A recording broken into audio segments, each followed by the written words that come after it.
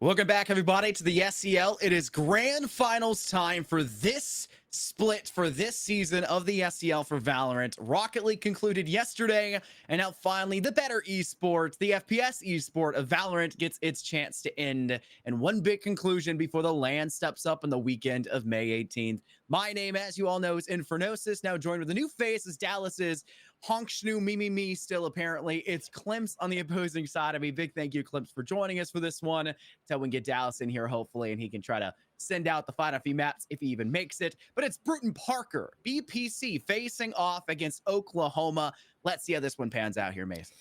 Yeah, well, number one, thanks for reaching out to me and having me join. It's been a little bit from Valorant for me for at least a broadcast, so give me a little bit of a break when it comes to agent names and abilities.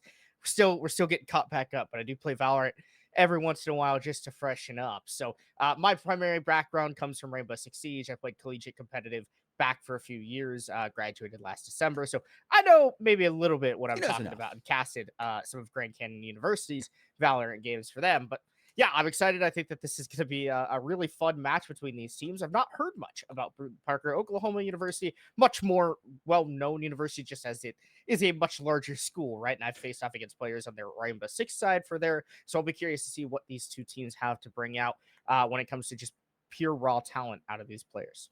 Well, Bruton Parker got a little lucky coming into this one. LA Tech went ahead and forfeited their semifinals game leading into the finals of this split, which was an interesting decision for them.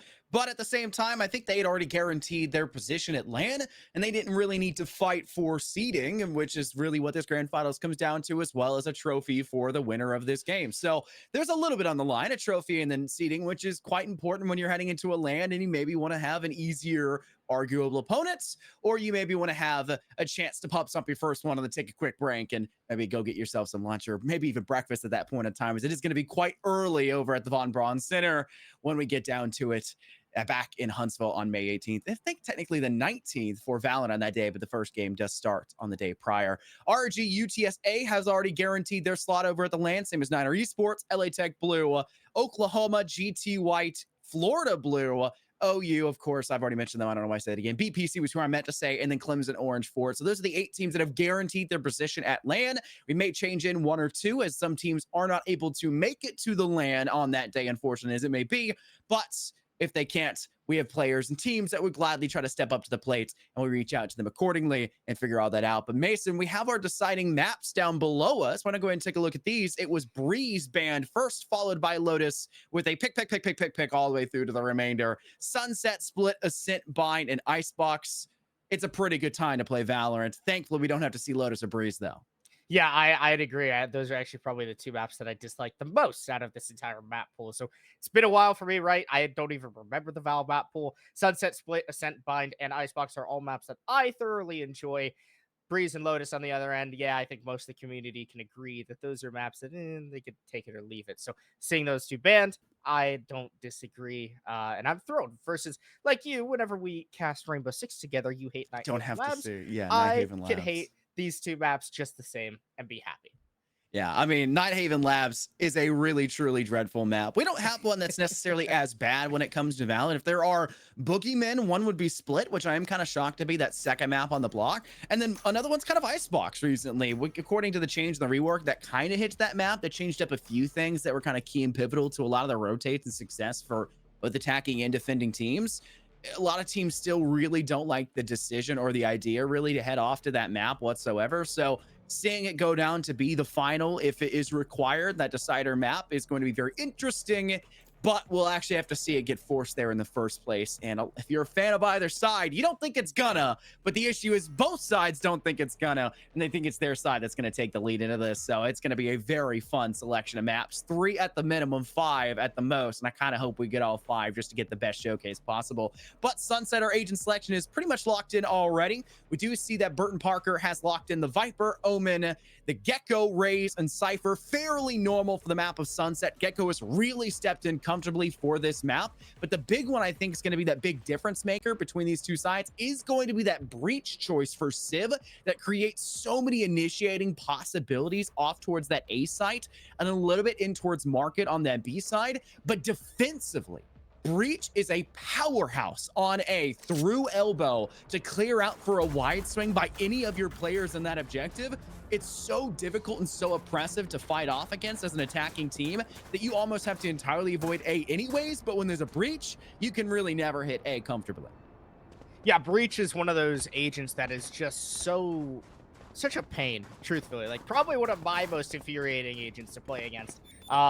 Because of the stunning ability, the how far it can actually go to reach back, right? And then also just the effectiveness of being able to work off the team flashes, the ultimate, if you're able to work up to that, also very, very strong. So I think that the Breach is going to be a key role here for Oklahoma to actually making their entries work out. And then on the defensive side, when they get there, just holding as long as possible. As you can see, an aggressive entry here onto the A site.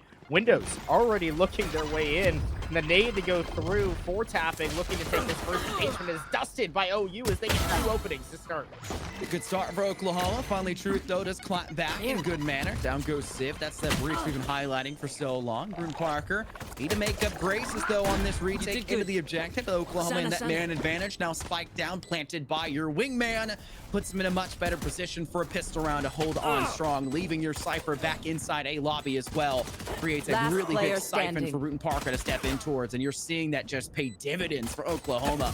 2 quick kills, finally capped off by Benji, watching from that flank, stepping from lobby, and taking that wide angle inner. It's Oklahoma for the first pistol round, as expected, when they get such a good opening for it, and Brune Parker will now need to really reevaluate how they attempt to defend this second round, probably with a 3 stack on B, as the expectation will be that they'll hit that B side fast with those SMGs, but they may just hit middle instead to go for a split through market and actually have a pretty good, I would say, tertiary angle to work in from towards that B side.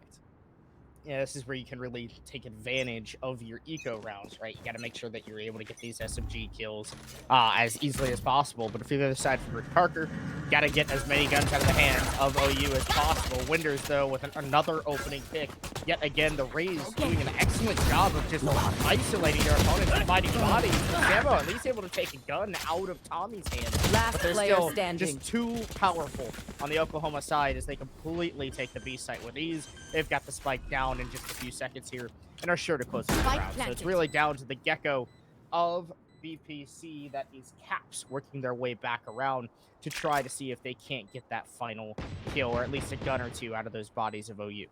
Yeah, they play for an exit frag here, or you just kind of sit around and wait to die to spike detonation. There's nothing really crazy that you can work for individually. You were able to squeeze away Polar, which is actually kind of shocking considering that Caps was failing to get that kill quite a while there, but even with a nice shot up to the head of Winders, you still can't secure for that kill right back in return to drop even more weapons out of Oklahoma's hands. Still, the damage has been done. 2 is really the minimum you want to work with for a second round recovery.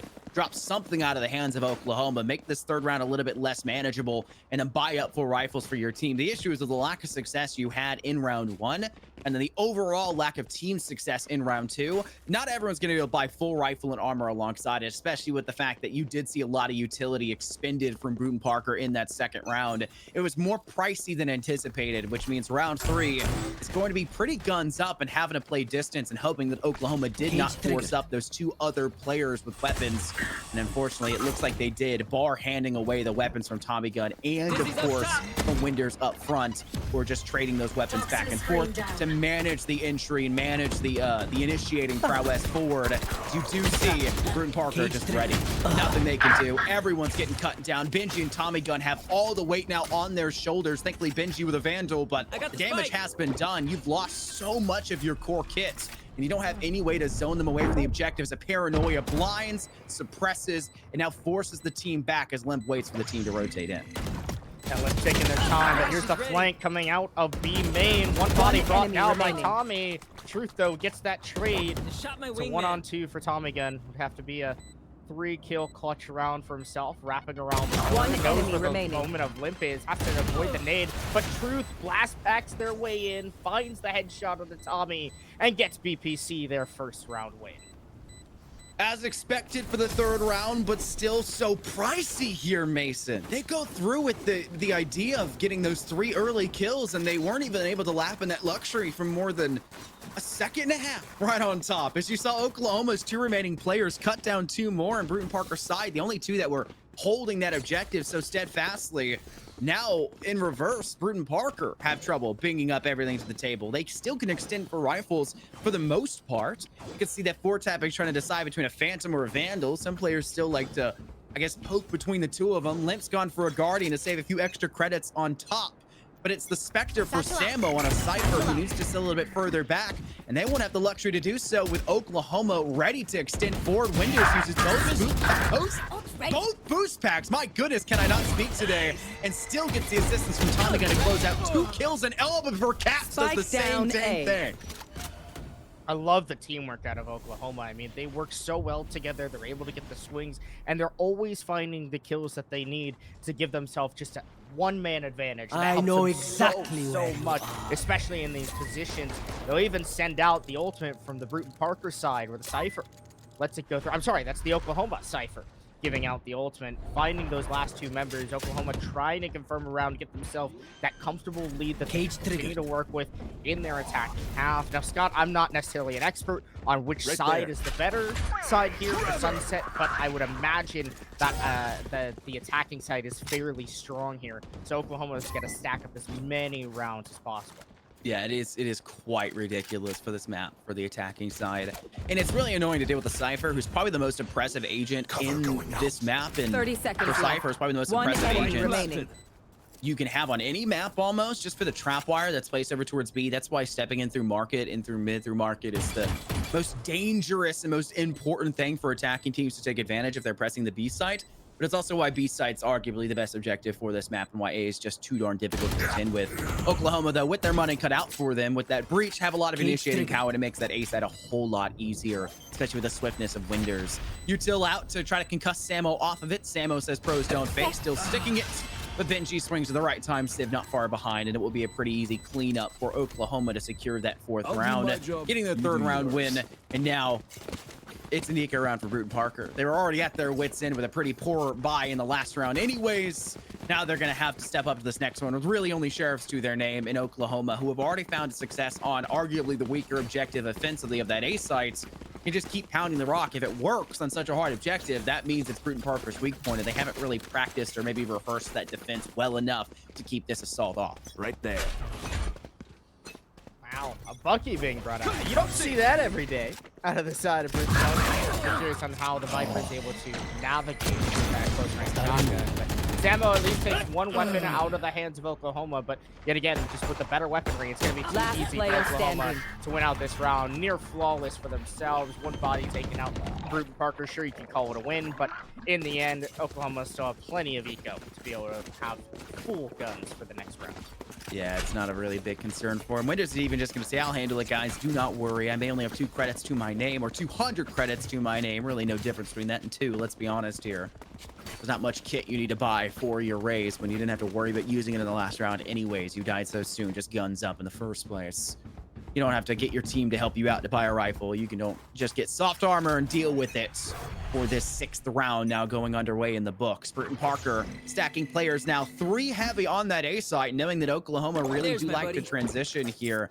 And it's going to be something Brute and Parker have to kind of mix up their play style with as that second half starts to get underway as well. I mentioned that the initiation power of Breach makes that elbow impossible to extend from. Imagine it now if Oklahoma gets a major lead in this first half, Brute and Parker have to face off against that. It's going to make this B site so risque, I would say, for them to try to transition towards. They have to take it first and foremost. Extension out from Winders, though. Samo detained off the back of the thrash sent out by Oklahoma. Polar does get that first frag of this round. Down goes the Cypher of Samo, whose utility was caught out quickly from that market play that came forward from Oklahoma. That's also why I use a lot of utility early. Trick those showstopper out, and Winders and Polar are none the wiser about what just hit them, and it was a giant boomstick as Benji with a nasty flick takes down Limp, and one more in their stead, keeping Oklahoma in this. 3 more to their name. Benji's on top of the mountain here, and they're going to get the knight for the 4th. What a Cypher round for Oklahoma. Wow. Oklahoma looked so great in that round. It nearly turned back on them when Truth from Brute and Parker hit that double with the showstopper. Fortunately for Oklahoma, they have the secret weapon of Benji just working that lurk in through market door, finding a couple of massive kills, that nasty flick that we quickly saw. And then the final couple bodies easily finished out. So far, I feel like Oklahoma just show themselves to be not only the stronger team when it comes to those aim duels, but also teamwork. I feel like Bruton Parker just has not been able to keep up with that flawless, seamless team play that Oklahoma have been able to maintain. As Benji keeping that hot start that he had last round, getting the open. Shadows traveling. When you know a Sentinel's popping off like this, there's going to be problems that need to be solved elsewhere, and Bruton Parker haven't solved it. Now, this round, not the biggest expectation on their shoulders, but at least set the tone, at least set something for your side. Caps the flank in through mid, kind of catches off Benji, who's that flank watch for Oklahoma off guard, and even nets Samo the possibility of a shot off towards Winters, which they don't happen to miss. And another one, Tommy gun can't fall forward, it falls backwards. It's Bruton Parker. They didn't have many expectations going into this round, but when there is no expectations, that's when you tend to thrive. And Bruton Parker throw a wrench in things, catch Oklahoma off guard, and go from a very rough sheriff round only to a very positive 3-rifle exit to get their second round in this half and put Oklahoma in this spot where they go, okay, well, they truly can fight back against us, and not just in round 3. Let's keep our eyes open. That A site is getting difficult because we see Bruton Parker starting to adjust and actually bring in a flank where Benji gets isolated in 2v1. And even if they didn't have Justice Sheriff, they had a rifle, it would have been even easier frag for Bruton Parker. That's a fantastic round for Bruton Parker, but this is really the round that could kind of put the stamp on the half, right? If Bruton Parker get the round win here, if they're able to win yet again against Oklahoma, get all the guns out of their hands, they can call themselves back in this match very easily. After Oklahoma took a nice little lead, Bruton Parker would be more than thrilled to get themselves an extra round win here. So expect to see maybe an ultimate or two used by them just to leverage that. Bruton, though, unfortunately losing out that opening duel. But Caps finding one body and still defending really well here on this middle site. Polar with the swing, but still, there's no progress made by Oklahoma. Completely stunted so far by Bruton Parker until Tommy Strike down one mid. on the action. Benji still hot, They finding found my another. wire. In the end, Oklahoma walk up with the man advantage. Ooh, this Last is a player great spot standing. for Samo to be in, but honestly, I'm amazed Winders was aware that the possibility of Samo being there was there. They hesitated around the corner. They played a lot slower. I was half expecting them just run around the corner with their knife out, trying to sprint off towards the A site they assumed was safe with Benji's control back towards defender spawn. Nonetheless, Oklahoma come away with a round win, and a lot of that is off the back of Benji's play through the map. Bruton Parker, they just utilized a flank onto Oklahoma the round prior to win a Thrifty, and just basically had the exact same scenario come forward for Oklahoma, where they'll arguably harder to do on the attacking side, Mason, still managing to get an attacking flank in through defender spawn through top mid and catch off so much of what Bruton Parker were doing in terms of time wasting through that side, as it was Caps who bought a good 30 seconds over towards Link, and then Limp, who was able to get a refrag off of Caps and was even waiting for a second or third opportunity from a swing from Oklahoma and had the advantage in those positions. It's a really good start for Bruton Parker and an awful ending for it with Oklahoma's Benji themselves securing that lap of luxury as Winders takes so much control in this round off towards mid, in through door, and can't manage to extend there safely with the Vipers Toxic Cloud zoning them back. They want A instead. I think if Bruton Parker could do more of what they did last round, denying that fast entry that Oklahoma has been so good at through the first half of this match, allow their teammates to be able to rotate a little bit sooner, they'll find themselves closer in many of these rounds. Last round felt a little bit closer than maybe it should have been for Oklahoma, so if Bruton Parker can maintain that and just deny as long as possible, they could get themselves back in this match a little bit sooner than expected here on the defensive side. Spike down for Oklahoma, though, and Bruton Parker 4-on-5 retake. There's really not too much they're going to be able to do, especially working in the Cypher ult yet again coming out from the Oklahoma side. Winders, though, maybe overextending a little bit too much, trying to get these guns out of the hands, and all of a sudden, Bruton Parker have an opportunity to go for this retake. Last player standing. Tapping with coverage. Limp as well. Fuller has to back away. Excellent retake by Bruton Parker. It's that flank, it's from Link, it's from back through a lobby, and it's something Oklahoma, despite having so much preemptive force there initially in the first few rounds to deny the possibility of Bruton Parker taking map control, seemingly when they need it most, they've failed to have it. And that's Bruton Parker capitalizing in a very rough half where defensively you don't have a lot of options for you, and Oklahoma, there's so much initiating power to their side with both the Gecko and that breach, and even the paranoia from your Omen. So much there to help Winders extend forward and Benji to cut off the flanks.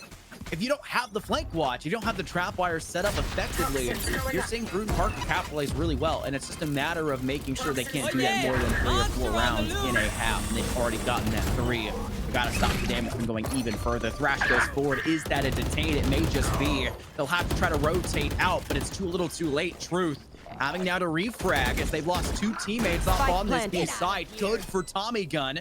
There is Winders just below them. And Truth is maybe aware of that fact as a dark cover does go forward to separate and zone off between these 2 players. Polar going with a from the shadows to try to find information cleared away. Winders can't get their 1-for-1. But Benji and Polar at least good to secure. But it's Samo now back in return. Has to use the neural theft to get intel. And they didn't even need it, baby. 3 kills for Samo. And Brute and Parker are changing up this map and finding 4 now for this half defensively, which is a big, big difference what you'd expect early in the highest level of play for collegiate Valorant. Gotta love it. Out of Brute and Parker. Couple of rounds that they've been able to keep themselves in from nice clutches, both out of Truth and Samo now getting in on the action. They're keeping it relatively close here on what is an attacker-sided map in Sunset. Thanks to Scott for, confirming my belief from earlier on. But overall, Brute and Parker are looking better as these rounds go on. It feels like Oklahoma are getting stopped a little bit more and more. It seems like the counterplay in for Brute and Parker has been working more and more as these rounds have gone through. It's up to Oklahoma now to make the adjustment for themselves, guarantee that 7-4, maybe even 8-4 half for themselves, so that when they go onto that less advantageous defensive side, they have a little bit less work to do to get the first match win in this grand final. Truth knows the players are up close. There's that Gecko initiating power, going for the flash, and you have the ability to extend away from it with the boost packs. You're sure as heck gonna do it, Mason.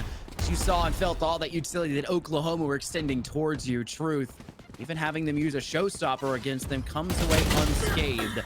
That's a big, big problem for Oklahoma, who now need to find more success off towards the A site. Has one player isolated of 4-tapping, and somehow still doesn't manage to get away from that firefight unscathed, with a refrag going in Brute and Parker's way to tie this up. 4 versus 4 now in a post-plant scenario. Spike down in a non-default position just behind Stack on this A site. Thrash will come forward for Brute and Parker. Cap's looking for something, but cleared away too quickly. Flash will go up and around the bend. That nets Tommy Gun something. Caps couldn't act off of it. Wingman will have to extend forward, but Tommy Gun dies before it can. It's Samo on that flank, hunting Sid, but aims too high. As Truth on site sends a showstopper of their own. 2 kills now in this round. And the escape from early just destroys the Oklahoma round. 3 kills to Truth. You failed to kill them early, and you'll be punished for the final 10. Yet again, another excellent retake crafted by Brute and Parker. It just feels like Oklahoma are too aggressive. Once they've got that spike down, it seems like they go hunting, they go frag tracing. The issue is Brute and Parker, by the time that spike's gone down, they've allowed themselves just enough time to be able to regain themselves, regather around those corners, get ready for those aggressive swings that Oklahoma has been consistently giving Brute and Parker, which all of a sudden, when Oklahoma have that entry advantage, when they get into the site and they've got that 4 versus 3, maybe even the 5 versus 4 advantage, all of a sudden, they lose it and it turns into a 3 versus 4 against Brute and Parker, who then get the advantage, giving them the easy access to the site and that eventual counter defuse.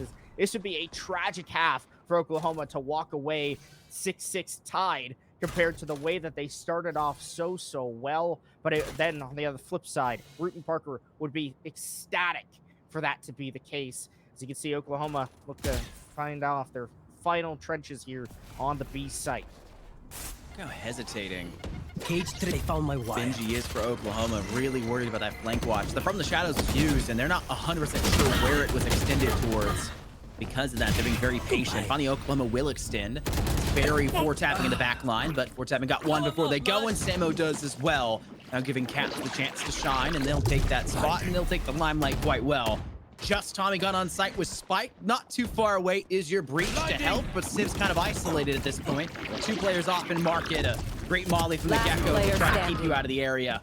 This looks 30 like it's going to be seconds around for Bruton Parker with a good secure from Limp to make sure that is the case. Bruton Parker just played that defense on B as best as you can Switching possibly ask for, sides. considering just how hard that B site is to hold on to. Oklahoma didn't have control off towards market base, and that's really what it comes down to. And so much of that is the wonderful counter that 4-tapping is bringing to the table. Yeah, they're sitting 4 and 10, which isn't the best stat line to say the very least, but how many rounds have we seen Winders just pump both of their boost packs through mid trying to get off towards door and kept back purely by the Viper util extending there in market? It's the perfect counter, it's the perfect play, and Bruton Parker get out of the worst half of this map.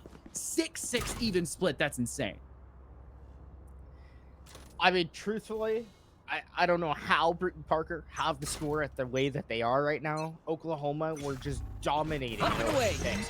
But it came down to that late round retake play. And honestly, Bruton Parker just winning more fights than Oklahoma. Oklahoma would use so much utility to gain that access point, to gain the entry to the site, that they almost had none left when it came to Bruton Parker on their retake.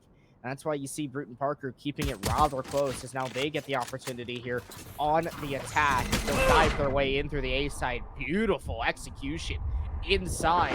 Cap's getting that spike down. It's a 5-on-5 retake, and Oklahoma are going to have to fight back rather hard. One enemy against remaining. BPC, who just clean house. And it's only down to the Cypher of Benji. Yes, he was excellent on the attacking side, but there's just nothing you're going to be able to do here for No one BPC, left to send a message. or for Oklahoma. Oh, well.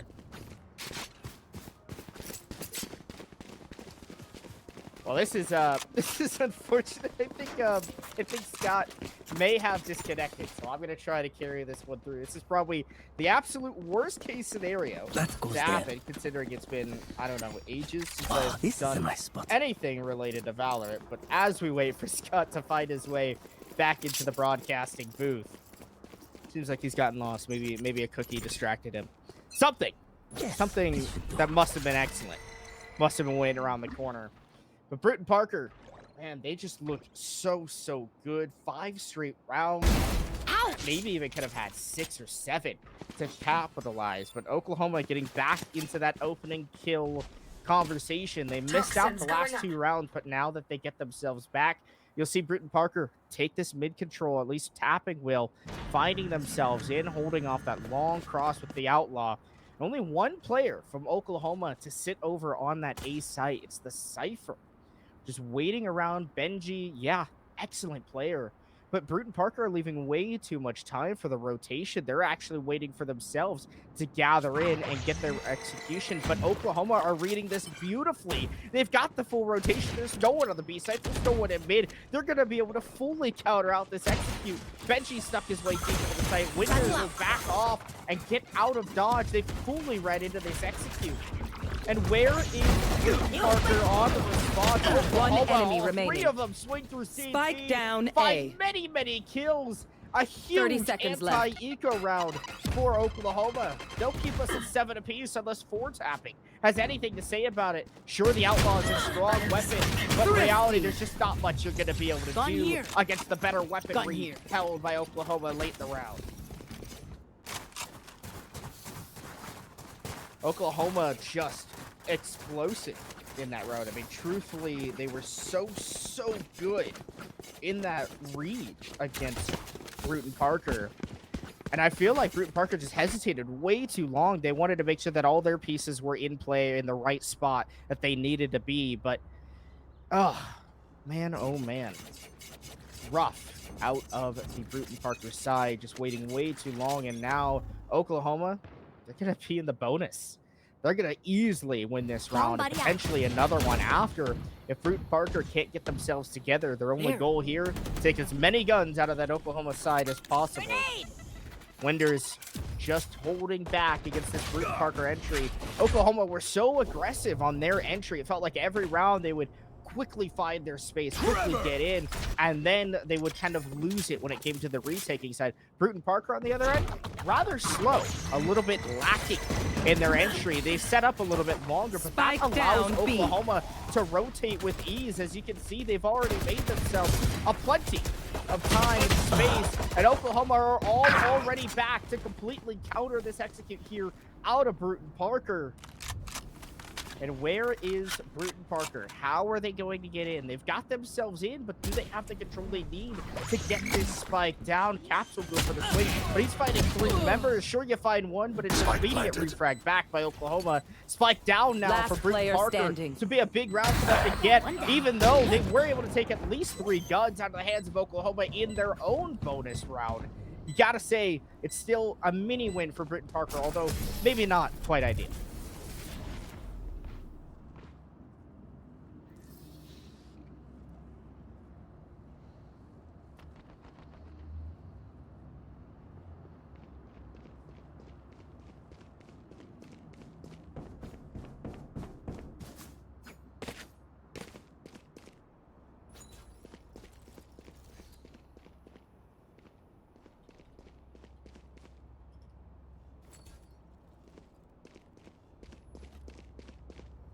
It's crazy.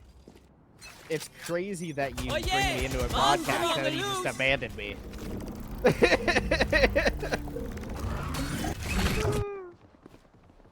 Right there. Let's try that.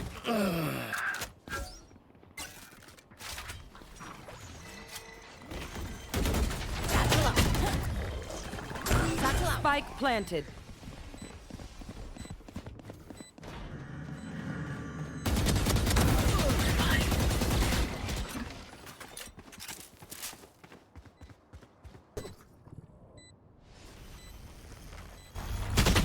Rash isn't done with you. Last player standing.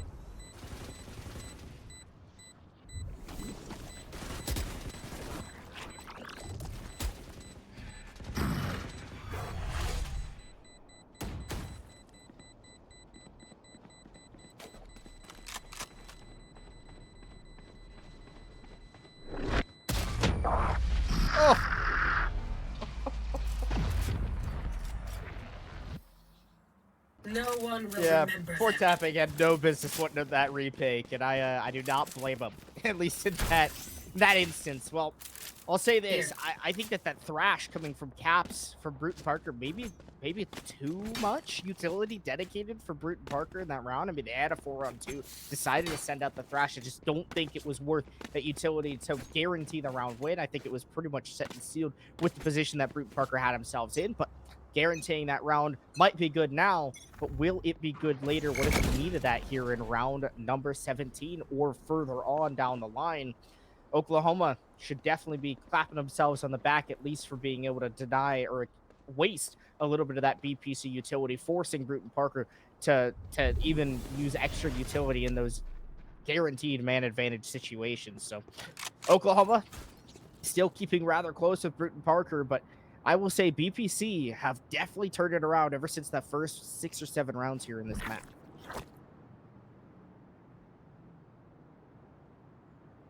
It's all you, Mosh.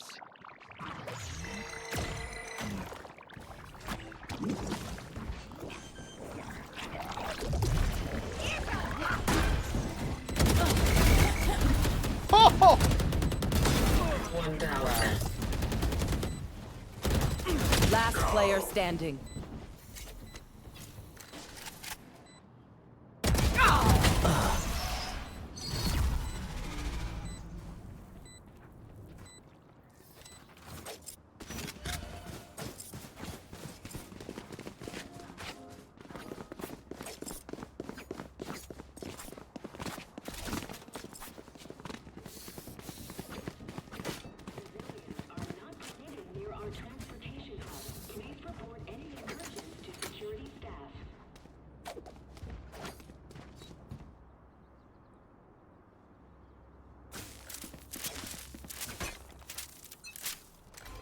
Toxins going up.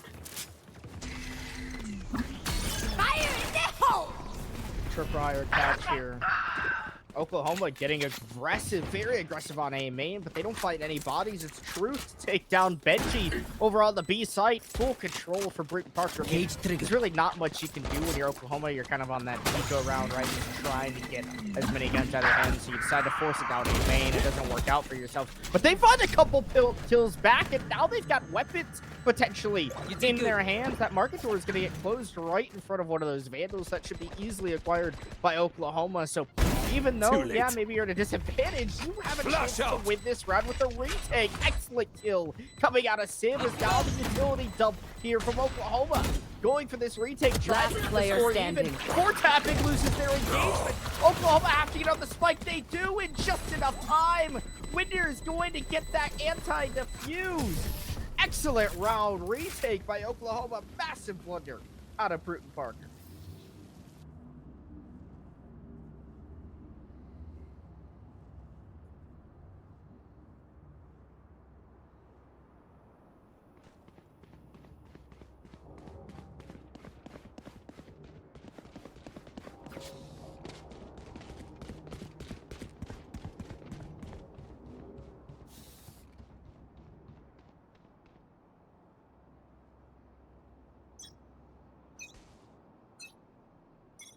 Toxins going up. Oh yeah! Monster on the loose! Cover going out.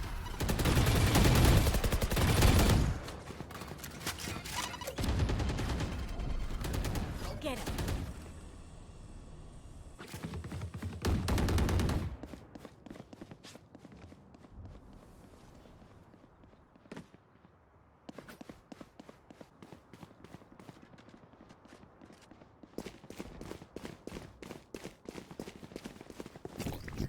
She's going again! Watch them run. Much better adjustment here by Britton Parker, quickly using the thrash, quickly getting themselves in setup on the A site. Welcome They've to just got to go a my little bit world. faster, but Oklahoma is already back. Benji with the denial on the Truth. Sure, the spike goes planted. down, but it's a complete disadvantage situation Dizzy's here up. for Britton Parker. Time working against Oklahoma. So much utility in the site, you can't even see anything. But Britton Parker are Last falling player to standing. bits. Oklahoma retake with ease, and yet again the same problems that plagued Britton Parker earlier on their attacking side will do so yet again. They lose yet another attempt of that fake on B, rotating over to A. There's nothing they can do. Oklahoma are just faster at reading their opponents. And Britton Parker, they just stutter step into the site. They have the opportunity, Scott. They're there. They had the rotation. They had Oklahoma completely caught out of position. But they stutter step. They waited for that thrash to get all the way in. No one followed the utility at all. And it caused just enough time for Oklahoma to get that full rotation back and get that counter. Up and away!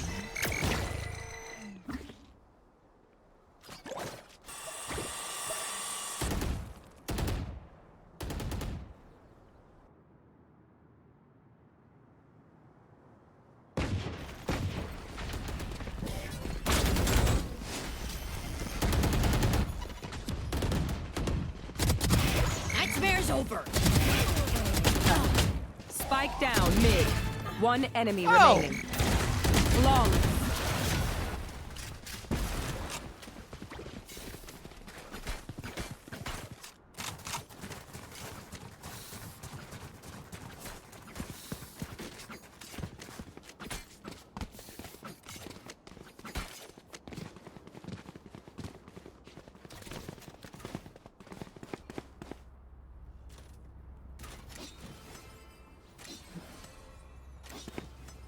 I mean, where did this Oklahoma team come from? They were abysmal through the entire middle half of the game. They started really hot.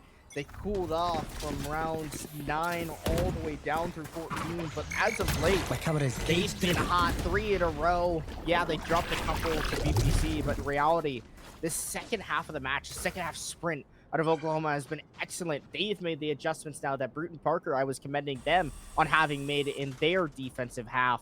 Oklahoma now doing just the same. Samo taking a fight mid, not wanting any part of it is Oklahoma as they get a couple of nice picks for themselves. Body still even though. Bruton Parker will get that spike down. Time now flips against Oklahoma, but look at them. They're already in. Winders going for that clearance in the Oh yeah! sight. Monster on Caps the get loose! the advantage.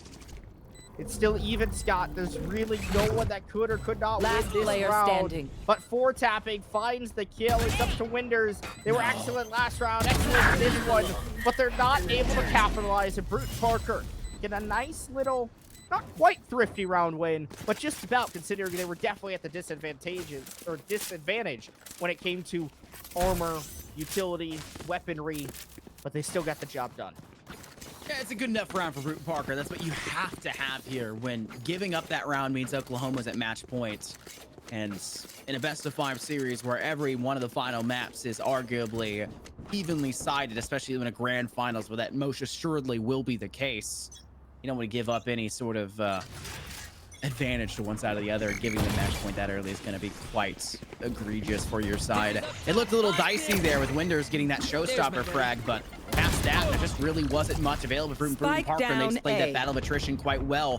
Tommy Gun was completely blinded by Caps' util and still manages to find that exit frag on their escapade backwards away from sight. You try to extend in towards elbow, and you also lose yet another man for Bruton Parker. That means Spike is in no man's land within a dark cover that's just now dissipated, and Oklahoma have pure visual acuity over this and continue to just hold down this angle with jump picks by Civ, just making matters even worse. Last player Where standing. can Limp go? Where can Sambo go? I'll tell you, it's the afterlife, baby. Winders gets a second round in the last 4 that have given them 4 kills within Match them. point. Now netting Oklahoma at their 11th round win and then their 12th round win to set them up for match and series. Well, I won't serious point. It's the first game for match point here on the first map of Sunset. Yeah, I mean, Winders in reality wasn't really doing all that much on the entry Just side. speed. And why am I forgetting the agents that are aggressive, Scott? Initiator. Why? And That's not initiator. It's your entry. That's not initiator. Yeah, Your duelist. Your duelist. That's That's the what it's called. I correct couldn't term remember you wanna use. duelist. I That's still the say entry. terminology. But yes, on the entry, on the duelist role, whatever it may Toxin screen be, down. they weren't really around much at all, at least through the entire first half of this game, but waking up at the right time at the end of this map here for Oklahoma is definitely what they needed. Oklahoma getting themselves that opening pick. They're looking like at a good spot here to set themselves up to take their map pick here of Sunset. Winders has been hot. They'll still work their way through. They get the transfer stray, looking for a third, but shut down by Cruz. One Oklahoma enemy still with the remaining. advantage, though. They're easily going to get in and get this counter defused. But Truth responds back. A nade of their own. They've also got the showstopper in their pocket. Should they need, they pull it out. It goes deep. But Short! Last it's player hard. standing. The counter defuse underway. Truth would have to ace clutch. Only one more body to find. Sim has No, he's the gonna cover, miss! but Truth can't find Defenders the kill win. in time. And Oklahoma win map 1. Bruton Parker almost saved by the very end of their own raise. But unfortunately, Scott, they're just not quite able to close it out at the end. And Oklahoma takes Sunset. Truth tries so hard to keep the team in it in the final few moments, but Winders' domination that they just started trickling in and just barraging off towards Bruton Parker was too much to overcome. And we're saying that they weren't really there. They were absent in the early stages of this game. Isn't saying they weren't performing well.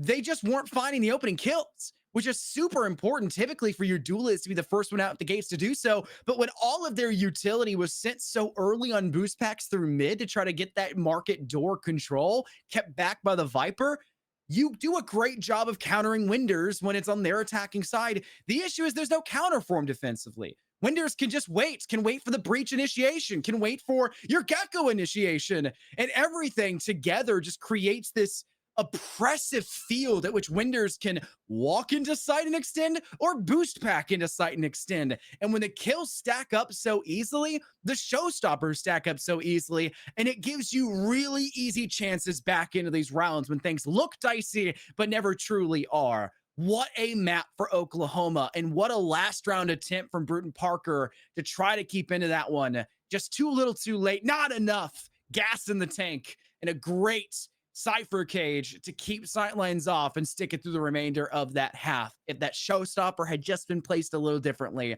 the story may have been differently, but who truly knows? That's going to be it for the end of game 1, though, Mason. We still got 4 more possible ones to go through, but that will rely on Bruton Parker having to go crazy and recover for map 2, because this first one, they did not end the way they wanted. We'll see you guys after this break.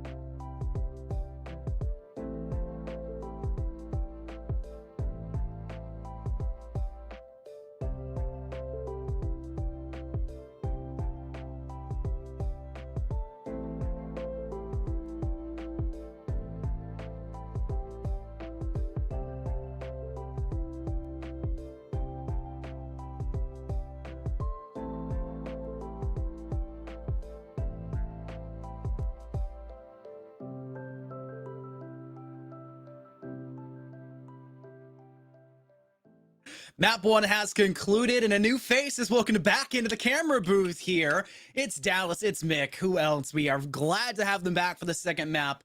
Now, I told Mason probably 2 maps. Dallas, you handled your business quite well, and it was not a honk shnu me like I mentioned. Of course. And something else that came up. He fixed his sleep schedule, guys. Trust, have faith. It's all I'll wake up better at now. 11 or 12 or 1, but never at 3 o'clock anymore. I can tell you that much.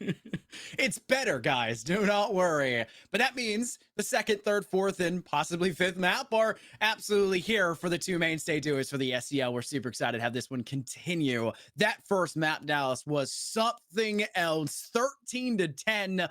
And a just barrage of utility in that second half for nearly every single round we saw play out, with a very close final round that leads me to believe we're going to see Bruton Parker come into this next map with a vengeance. And if I'm correct, I believe it's split. And that means it's going to be another, hopefully, first half one side dominating over the other, which we did not see on Sunset of all things. It evened out 6-6 at halftime, which was quite the oddity for that map. And even then, considering, knowing this next map's gonna be split, it should be that same exact ordeal, right? Something we expect a little bit of a one-sided affair on, but considering that these 2 teams are so evenly matched, that first map score differential, I genuinely, quite frankly, I'm a little disappointed that it wasn't even closer. 13-11 is kind of what I was going to be resting my cases on over the course of the season, but for them not to be that one round off match point, it makes sense. 10-13 is still acceptable, but quite frankly, knowing that Oklahoma took it, that's something that I even then was a bit of a toss-up. Knowing these 2 teams, knowing how they're matched up, we know that this entire series is going to be drawn out.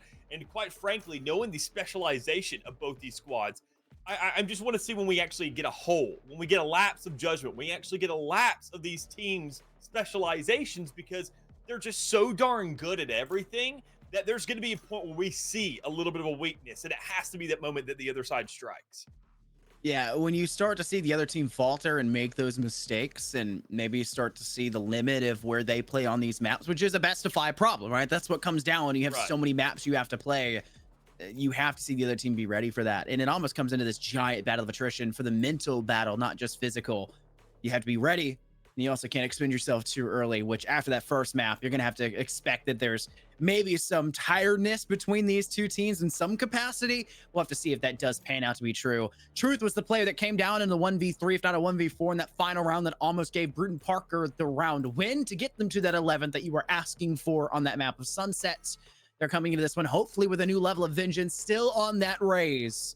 And we do see that finally the Viper comes out for that side. Again, Fortapping really liked it. Tommy Gun brings it into match. And it looks to be pretty much a mirror matchup between these 2 sides. Gonna be that Sky, gonna be the Viper, Cypher, Raze, and Omen. It is split. It's kind of what you anticipate. That Cypher role was pivotal to Oklahoma's success in that first half. When they got it in the early stage of the Benji getting multiple 3Ks and 4Ks, I think they got shut down hard, though, in the end of the first and in that second. And if they can disallow Benji from going crazy on this map, Bruton Parker could try to Cypher diff as best as possible. And Samo showed they had the limelights to do so, popping off in the second. Yeah, I think, quite frankly, when it comes around to split, those Omens are going to be the big differential here. Just obviously, I think that's the case in any map ever since we've seen that change in mentality of every single Omen player. They now have a lot more aggressive kind of play style to them. It felt like Omen was just kind of more of a sit back, smoke, kind of like any other control that we see over the course of the Valorant's history. But Omen has now taken a much, much different pace in how he really just puts himself in the shoes of what role. And typically, as it'd be in that controller role, now he kind of plays more hand in hand with the duelist, becomes more of a fragger with the rest of the team, and becomes just a little bit of an actual nuisance, and becomes and really epitomizes that fear that his character represents. So looking at the mirror matchup, as you mentioned, nothing really too special there. We're just looking at the difference between these 2 players of each independent role and see really how they can manage themselves. But it really comes down to the sides, quite frankly, because Bruton Parker starting off the attacking side of this map, while inside subs, it doesn't really feel all that good. When it comes around to an actual 5v5 situation, they should be favored. With 1-for-1 already on the board, we're still really not quite sure if it's a toss-up, but more are going in Bruton Parker's direction. It does seem to start falling more in favor of the attacking side, gaining good control over this B side, and with the final 2 frags from Caps and Samo securing control over off towards Mail and Heaven in general, it is in fact that attacking round win to secure first round for Bruton Parker. and kind of setting the tone and tempo that you would really need to set on the attacking side to stay alive for this. That B site will arguably be one of the weaker points. That goes there. Talk about that Cypher differential between these two teams. Cypher typically locks down that B site first and foremost. You'll have the rest of the team kind of extend with Sky typically holding in towards ropes with maybe mailbox on the board, just some sort of mid control, because that tends to be one of the most important factors for the map of splits. Who controls mid tends to control the ability to rotate, which means speed, which means versatility on the attacking side. You really need to deny that opportunity defensively, as Benji is alone on B, and with their death now has the chance for Root and Parker to take that site freely. But Samo getting free kills off on A may change the mentality to rotate there instead. But I think with that final death from finally Samo from Winders getting the frag, that screams to Brute and Parker. They stacked A heavy. Let's take B. It should be free. I mean, even then, whether or not they stacked it, they're still going to act in retaliation to those kills that were occurring on that side of the map. So really, that's the biggest thing there, is just finding that Trojan horse, going ahead and diluting that attention somewhere else, and, well, it worked effectively. It's a round where you're not really too stressed out about that. The gun's already in the hands and the favor of Britton Parker, so you're not really looking too much at the actual economy. You're looking more at the placement. But speaking of economy, looking at placements, we got some better guns placed in the hands of these Oklahoma players. They're not absolutely nothing like you would typically see. They do have a Sheriff, they do have a Bucky, but the Bucky, as good as it may be in these close One quarters, enemy remaining. when you're actually swinging with it, that's usually what happens. But unfortunately, that wasn't Winders. That was the Sheriff who made it quick work. And speaking of even more, there finally is. Excels in close quarters, but I mean, you can only choose one target realistically. Caps with perfect Caution crosshair here. placement, didn't have to go up or down whatsoever to secure that kill for Bruton Parker to then, dash in towards Winders. They knew they were in alley. Why not go for it? That's the second round for Bruton Parker, as you would anticipate, and so much that opened up by Samo's presence on that A site.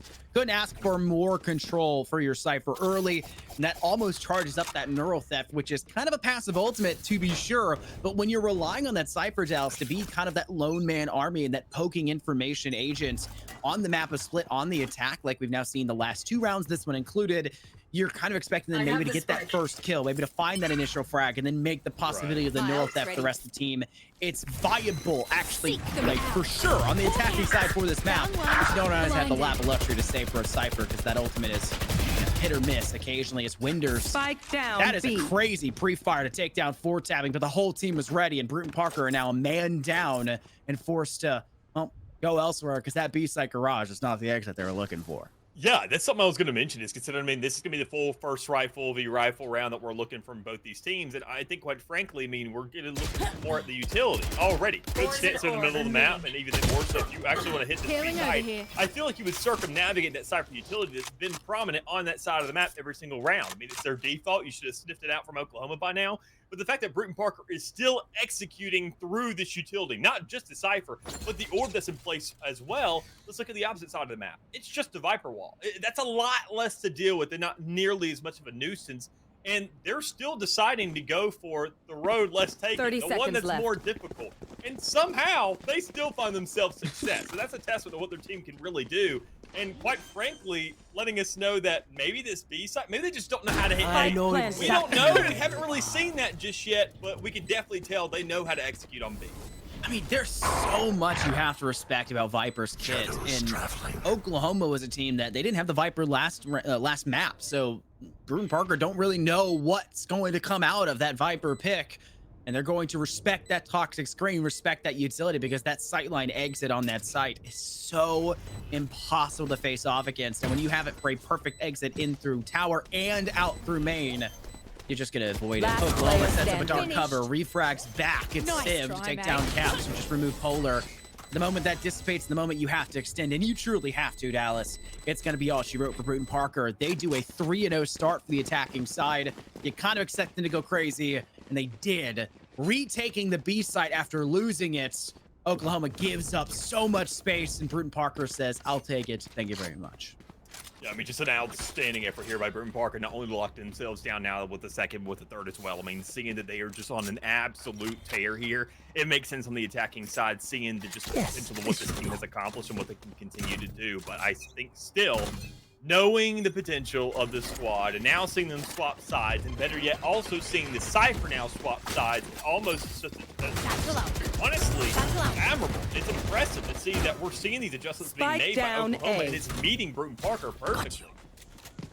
Still, I have Oklahoma, retrieved the spike. with that first blood, need to manage to find yet another one. Spike will eventually go down. There's no denying this here. But Truth is able to clap right back as Benji feels a little bit overzealous, trying to extend out from tower peak. Will pay the price accordingly. 3 players will come from A main. That toxic screen is available for Oklahoma, but you can't use it against yourself. What's the point if that's the case? 4 tapping removes 1. Limp did the same exact thing off towards Polar. Winders finding a good share of Shoff down below, even able to find a second, collecting the Phantom just from the kill prior and using it quite well. It's an even 2 versus 2 with Samo taking some damage from a paint shell off around the bend. Civ even able to secure Samo back. It's a 1v1. Truth v Civ. Truth needs to play this well. The pixels of the screen in front of him. It's just a matter of playing this for time, and Truth knows they've got it. They're just going around the knife fight. Will they ever get it? It won't matter. The spike removes all obstacles in its way. And Bruton Parker find their 4th in a row, though not barred for trying. Oklahoma got it really darn close. I'm so used to people just consistently freaking out in those kinds of situations that Civ actually standing still for a second and waiting for the swing. I thought he DC'd. I straight just thought he was not a part of the game anymore. But still, the discipline is really what matters there, and able to go ahead and at least not really find a result. But when that spike is ticking off, I mean, quite frankly, what are you really expecting? What still, I mean, is insane to me is how Bruton Parker, I was going to say that they almost were kind of like magnets to metal. When they saw that Cypher, they just loved running into those setups and just dismantling them. Like it's a whole hobby of theirs on the side, but we finally see a round where they're not really encountering that setup because they dismantled it nearly immediately every single time. As they look for a little bit more mid-control here, and they want to take the initial fight there with Truth. It just doesn't work out all that well. So I want to see really what the accommodations are made to really adjust off the back of this, because you've now lost your mid-control. You've lost your rage in the process as well because of that isolation. But still, your Cypher's now won that matchup. You know that, well, the setup that was there, that was present earlier, is now completely absent. Tommy Gun definitely Spike down A. Yeah, still holding up in tower, and that's such I know place exactly of control where for you Oklahoma's are. defense. That neural theft I was highlighting previously, Bruton Parker ought to bring it out here. But that kill guaranteed off swords up in tower. Get the freebie chance for it. And now you've got a post-plant scenario planted in a much different position. You can have active or maybe passing control, I should state, off towards A main instead. Showstopper is popped here for Winders. They've been so good about getting into space with the boost packs in the entirety of that first map. There was no need to do so here as the dark cover goes. It's their time. They clear off 1, and 4 tapping just buries 3 in the same fell swoop. You wouldn't assume a single mag could take down every remaining player for Oklahoma, but it shows it can. And that's a Viper's toxic pit available. They can fester within on either side, but you'd hope it be B with how darn good it is on that objective. Quite frankly, it could be anywhere, realistically. I mean, we're seeing Bruton Parker do so fine without it. And that just even then taking the blind gunfights with no real utility, just finding these just vanilla swings, they're just still working so successfully for them that, quite frankly, it feels like they don't realistically need the utility or the ultimates, better yet, to really carry themselves to victory. It's just more of a luxury at the end of the day, as we do already see once again. The execs that come out are just near instantaneous. No real just resilience here from the side of Oklahoma and actually holding these things up. No real retaliation in terms of these retakes as well, more times than not. And probably going ahead and understanding what may be at stake. Popping that Viper's pit, locking things down in sight. It's an eco for Oklahoma, but Bruton Parker know that even then the rifle round's on a problem for him, so they say, just pop it while you got it. You can get another one sooner enough. Benji even able to scrape away the doppelganger of Samo, but as expected, you'd see Bruton Parker find a clap back almost instantly afterwards. Viper's pit has been placed, but Tommy Gun says, I do not care. That's 2 kills in a single spray down for Bruton Parker, who had them flash. The Seekers go forward, 4 tapping. Needs to hit every single shot from this point onwards, and just a pre-fire in through the wall and a wall bang from Polar. You've just taken what could have been a really good round for 4 tapping to kind of shock the world and clutch up that scenario into, well, you take what the cards have dealt and you kind of deal with the consequences of it, giving Oklahoma their first round win and finally giving them a solid rifle buy with armor, with utility, with everything on the board, and their own Viper's pit. which we'll likely see pre-placed inside one objective or the other. Probably B main as we typically pre-place it, but you can also see it right at the top tower, which kind of depends. But Oklahoma have plenty of space and a neural theft for information. They've got ultimates charging up, and we don't see any ready for Bruton Parker. But their own From the Shadows and their own Showstopper are getting pretty darn close. Earlier, don't even really need it. Looking at these vanilla fights, just with the utility at hand and the guns that they're working with, I mean, it's just not even really too much of an actual stressor for them. The big thing in that last round, I will say, they just didn't exert enough attention towards their flank. But I mean, even then, eventually, you just got to leave that round as if it didn't exist. Sure, you pop the ultimates, but realistically, you don't need them, and you also got it out earlier, so you're more likely to actually just accumulate another by the end of this half. So knowing that that round just happened, it's okay. It is what it is. Bruton Parker really just can't think about it, because out of 12 rounds, you're expecting Oklahoma, the #1 seed, to at least get one of them, whether it's by pure luck or whether it's by pure skill. So to think that you just didn't put enough attention on the flank there, that's not going to happen more times. I say if it occurs again, and especially a third time, at that point, that's where you can really start diverting your attention somewhere else. But as it stands so far, I mean, your holds have been outstanding, actually looking towards that enemy spawn, that it doesn't really need any adjustments. Information was there, and Benji fires the sniper cam to catch something off guard. Two players step directly into their line of sight. While there is damage, they can't secure the kill until finally Limp re-swings. From Parker, though, have Truth, and Truth shows justice just the same. Showstopper out, and it's 2 kills at the end of the boomstick. Now putting Bruton Parker who had an even 4v4. Now down into a 2v3 with a free frag from Benji off towards one. Benji has to step towards side. Caps them off though. And it's just Tommy Gun remaining with teammates plentiful for Bruton Parker. They did not even need the rotate. Caps single-handedly holds down the fort. And it'll be Bruton Parker finding their break-even point already just 7 rounds in of this first half.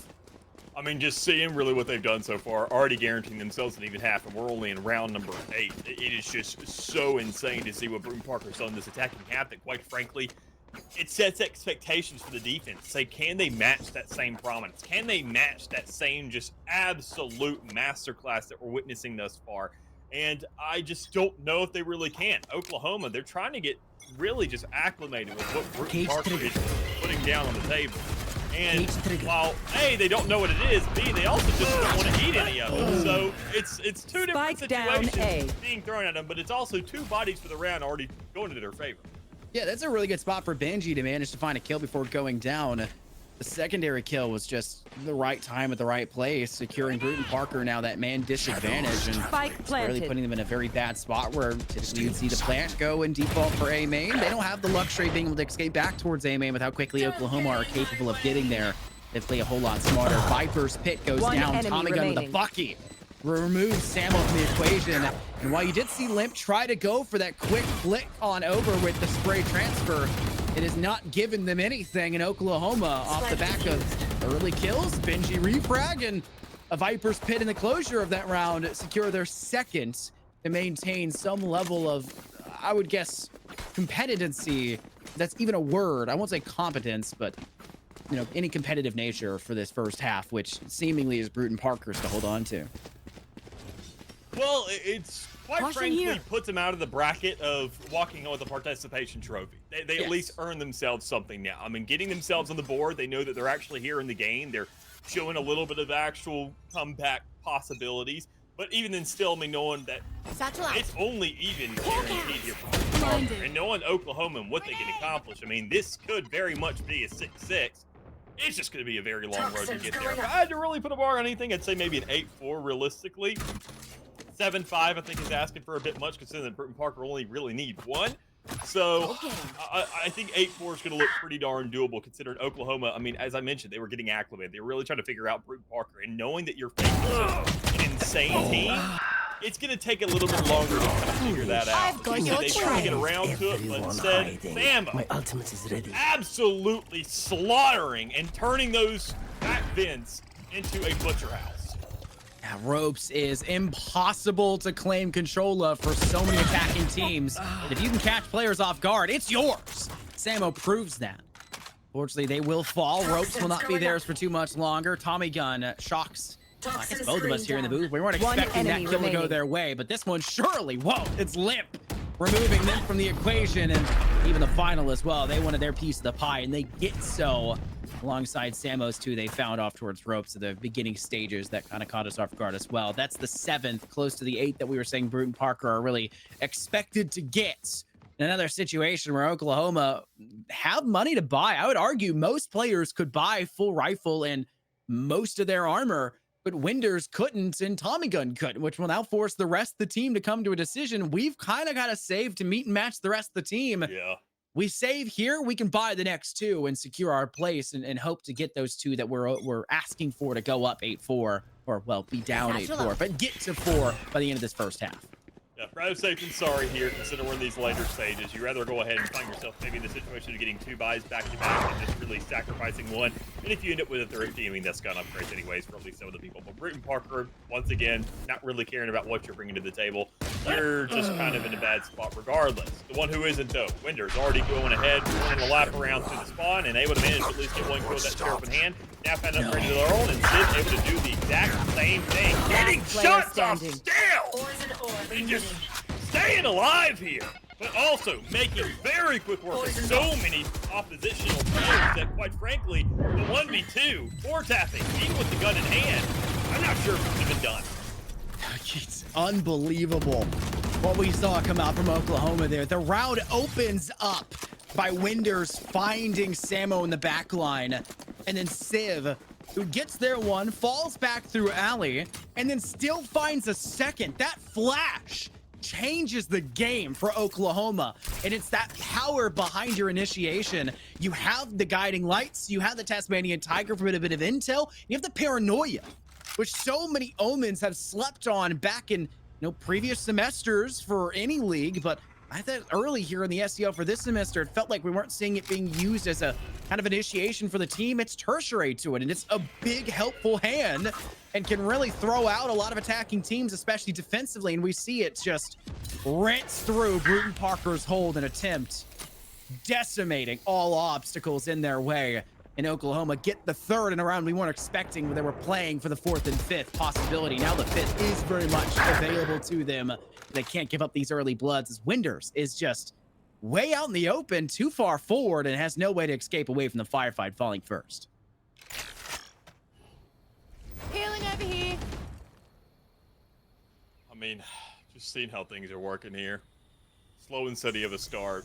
I was kind of concerned of whether or not we were actually going to see Brute and Parker kind of push to the middle of the map. Look for that Vince control. Look to get themselves kind of squeaked between a nook and a cranny and see if maybe they can come out and assault that A site. But even then, still, they'd much rather take a upfront approach. Look if they can get these fights early on, maybe find themselves a couple kills, and then pick up those weapons for the rest of the team and just warrant those upgrades. And, well, who else to do exactly just that?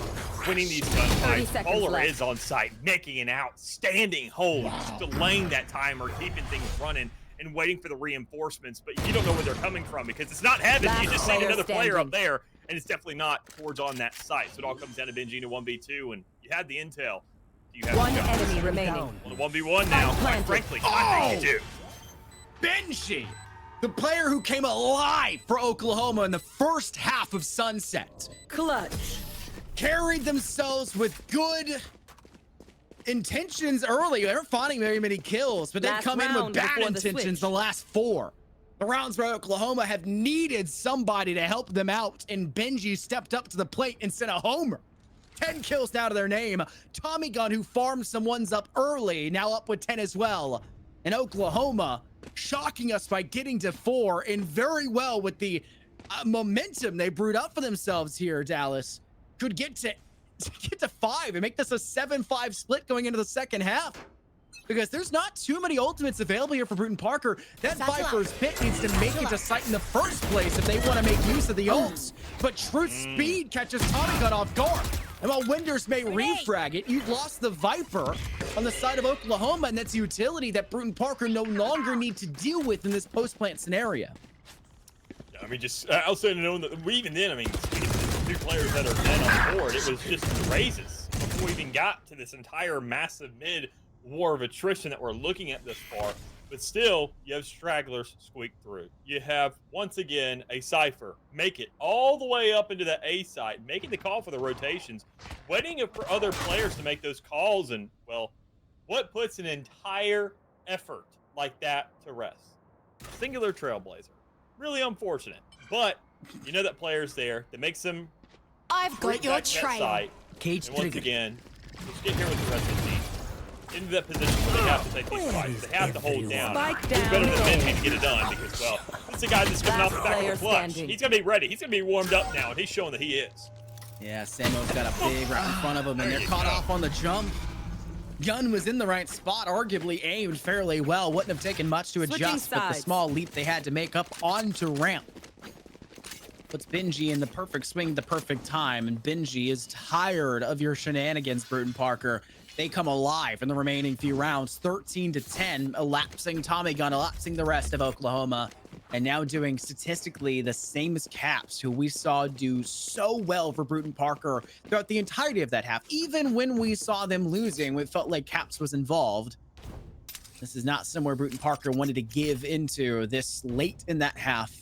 And too close for this is scoreline a of the nice map one. split, let's be totally honest here. Still up 7-5. You're now on the defense, and you can see that Yes, so this should much go. of Samo is just running around in this prep phase, placing utility, looking like a Rainbow Six Siege round, having to spam so much utility absolutely everywhere, just for Oklahoma now to transition with Spike in through Garage, in towards B, and try to zone away in this pistol round the players up close, but they just wanted that Spike, they just wanted the ult orb, I should say, and they get it quite freely. They've even able to get a couple kills, they do, and it's refragged up for Oklahoma going positive.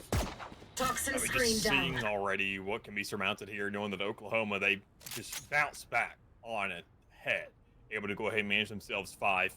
It's just huge considering that Bruton Parker starting off with, 4-0, 5-0, and just kind of keeping it running is just here to play. And knowing that they're now on the attacking side, which I would say is kind of largely favored, not the kind of start that Bruton Parker had, keep in mind, but still favored nonetheless in a 5v5 situation. Knowing that, well, they want the pistol off the back of it, I think we're warranted here for a tie game no matter what. And I want to see really what kind of adjustments are going to be made, not only just for Oklahoma on this attack, because they should be waking up. They should be fighting now. They should be just ferocious in their approaches. More so Bruton Parker to kind of now have to slow the game down and really just play more reactive. Yeah, and this reaction needs to be a whole lot quicker. Time is running out here for this Last Spike. player standing. Blinded is Samo, not much to do. Limp too far away to really make impact either, and Oklahoma are just playing this battle of attrition that they know they can't possibly lose with 3 players heavy. Limp is going to get flanked in from both sides of Pillar. It will be Polar, the doppelganger Omen, to the side of Oklahoma to secure that final pickup. Oklahoma, this pistol round, getting those first 2 kills over towards A, refragging the 1 loss you had, set yourself up to take either objective. You'll know you'll have a man advantage, and it'll be even more so when they already still have to stay split for Bruton Parker to decide which objective to go towards. The only chance they would have had is would have stack up the 3 remaining players and play in for the post plan, and a little bit slow for the first. Last 2 could have been there, but the damage has already been wrought out, has already been done, and Oklahoma could just play very smartly on that B side post-planted. They'll stack up 4-1 split, this time towards the A side, something Bruton Parker did not hit in the first 4 rounds we saw in their first half on the attack. They went B and B only, and you even made the joke, maybe they just don't like A. That was not the case later when we saw it. Benji, though, attacking-wise alone, scrapes away a single kill and changes the remainder of this round as Oklahoma get away with still an Spike even planted. 4v4 split and a plant now for sure on that A site. And now the man advantage because Samo's out in the open. Caught it. Pressure relief after that encounter in screen. Blinded. Struggle, the possibility of losing a Phantom in that process of the second round is something that just will not be taken lightly. But it's going to be dropped nonetheless when you see Limp able to hit a shot like that. Able to go ahead and manage to get a paranoia off back towards that screen as well. But still know that there's enough players sitting towards the back of the map where you're not going to get onto that site scot-free. You got to fight for it. And quite frankly, it is Limp, the one One putting in the enemy effort to get it remaining. done. But with only so little health remaining and, well, 2 players to have to go through, a Phantom being in one of them and a Vandal being in the other, that is just not really going to be managed here. But one thing that could be managed is Oklahoma getting themselves in that 3-0 start that we saw Bruton Parker seem to manage. Already getting themselves enough rifles to really contest in a round like this and having more than enough money to also just stack on top and carry in almost what would impressively look like a full buy with just an exception, if anything else, if I had to label it something. And knowing that Bruton Parker, they're not all that different in terms of what they got. If anything, they're at a deficit. Looking at this armor, it's kind of insane to see that, I mean, knowing that I'm sitting here saying that a team is favored on a third round, quite frankly, even after purchasing that second.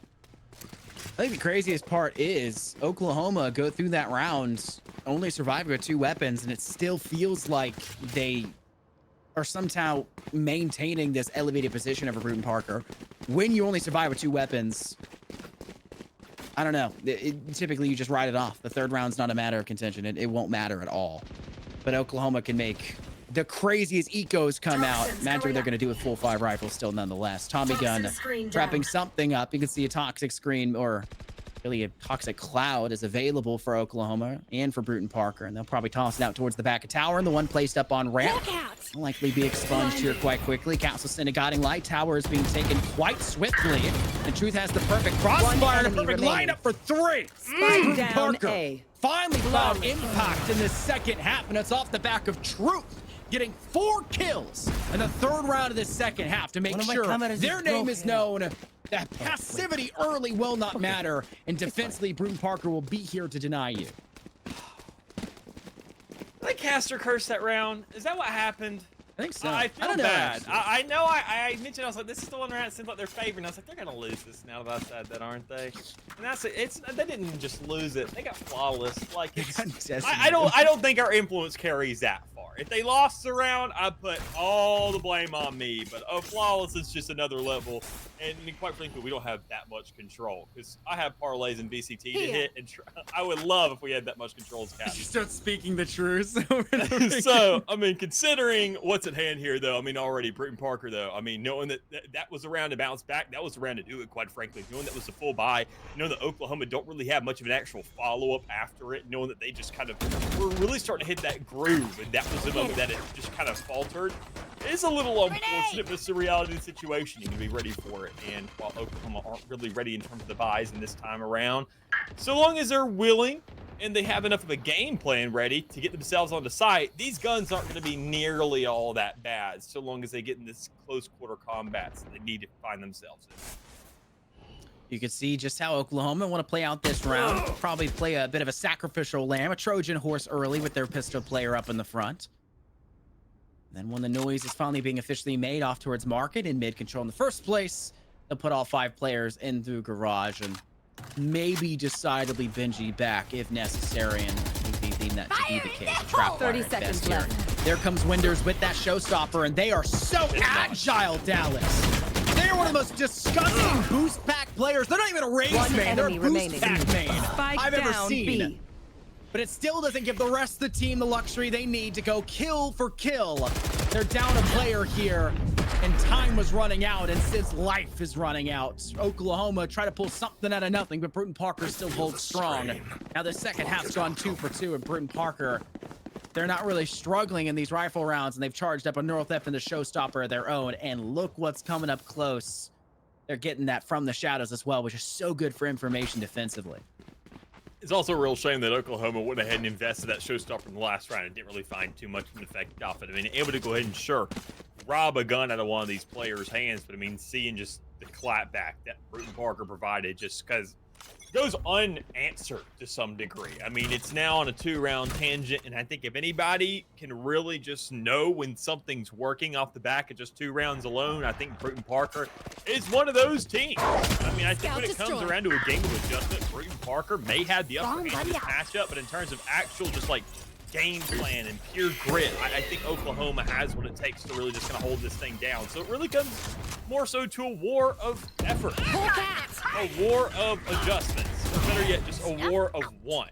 And well, Truth definitely wanted to go ahead and get a couple kills off that, finding at least 2. You're happy with the result, but in a 3v3, the spike still has not found itself a home. We are still sitting in these mid-round stages, considering that 2 players on both sides are already knocked off. And it's the 3 best players left for Oklahoma, Dallas. This is literally anything is possible, but this is Oklahoma's to lose. Oh no. Captures a perfect cutoff. Tommy gun down goes Winders, and Benji lines up just the same. 3K3 spree for Caps, and it's Bruton Parker up to double digits now left in the state, where they have to question, is this a checkpoint or a chokehold? And it wasn't a chokehold for Oklahoma in the first map on Sunsets. And Bruton Parker, with this round being pretty much a a thrifty result for Oklahoma. They have to pull off something crazy on the attack with no ultimates bar on Neural Theft and Seekers. You'd expect Bruton Parker to win it, but Caster's Cursing has already happened once. I won't go too crazy. This looks like Bruton Parker could get their 11th throw, and that may put Oklahoma in this kind of tangible, desperate state that you really don't want to be in as a team. You never really know here with Oklahoma. Already managed to get themselves at least a thrifty and what something could resemble as a thrifty as well in terms of round wins on that last half. As it stands right now, I mean, on the attacking side, it's so much more difficult to do. You're not just holding space and letting players line up into you like we saw Caps have occurred then in that last round. It's more so just making sure to take that space, having to hit those flicks, having to just know where these players are and just make them feel just absolutely suffocated. But Winders is able to squeeze their way through, pick up a gun in the meantime. I know That's exactly available, but even more so, that is a heaven cleared out as well, letting you know that, well, you can kind of now surround this site like sharks. Make Limp feel like they're in a situation they're really just going to hold things down, and so as Winders can find that pop, it could be something, but they don't even get a chance. Not even a fight available there, and guess what? No real pickup from outside. So one enemy remaining. Spike down A. Quite frankly, it's Benji I coming out on hate top. visiting With that underground wraparound, doctors.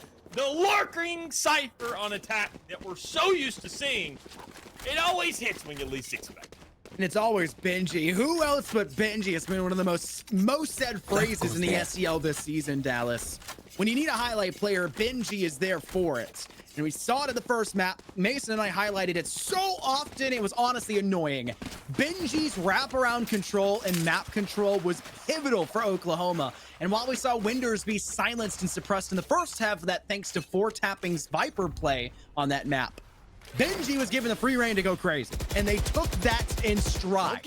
We're not seeing any sort of slowdown, any sort of denial of the same level of play that we saw in Sunset here on Split. It's still Benji after Benji after Benji. And Bruton Parker give up that thrifty I was highlighting. Things can happen, and they did. And Oklahoma's map control, that no man's land claim that they so strive for, just destroys Bruton Parker's defense. I mean, definitely a bit of a hole managed there. Grenade! But it happened again. Bruton Parker, we've seen this happen not only now on the defensive side, but we have it. Saw it only a couple times on the attacking side as well. Always kind of looking at the flank. They never expect to turn around and watch their 6.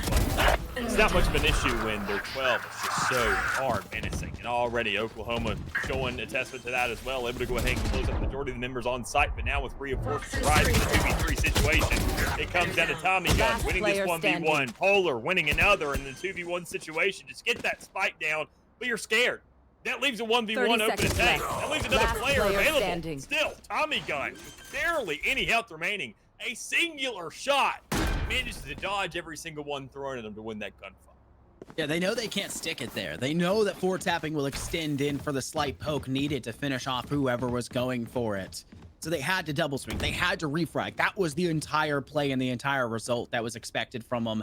They play it to a T. 4-tapping being the one that has to do it. They were standout on the last map in control for Winders, but gun-wise, they weren't going crazy. They started off this map pretty darn well. But I'm just more impressed that it was the doppelganger Tommy Gun for Oklahoma, who was already low in HP, that was forced to go for that swing on the after fact. Oklahoma will now move up to 9, 1 round away from something crazy. Winders with a boost pack. What is new?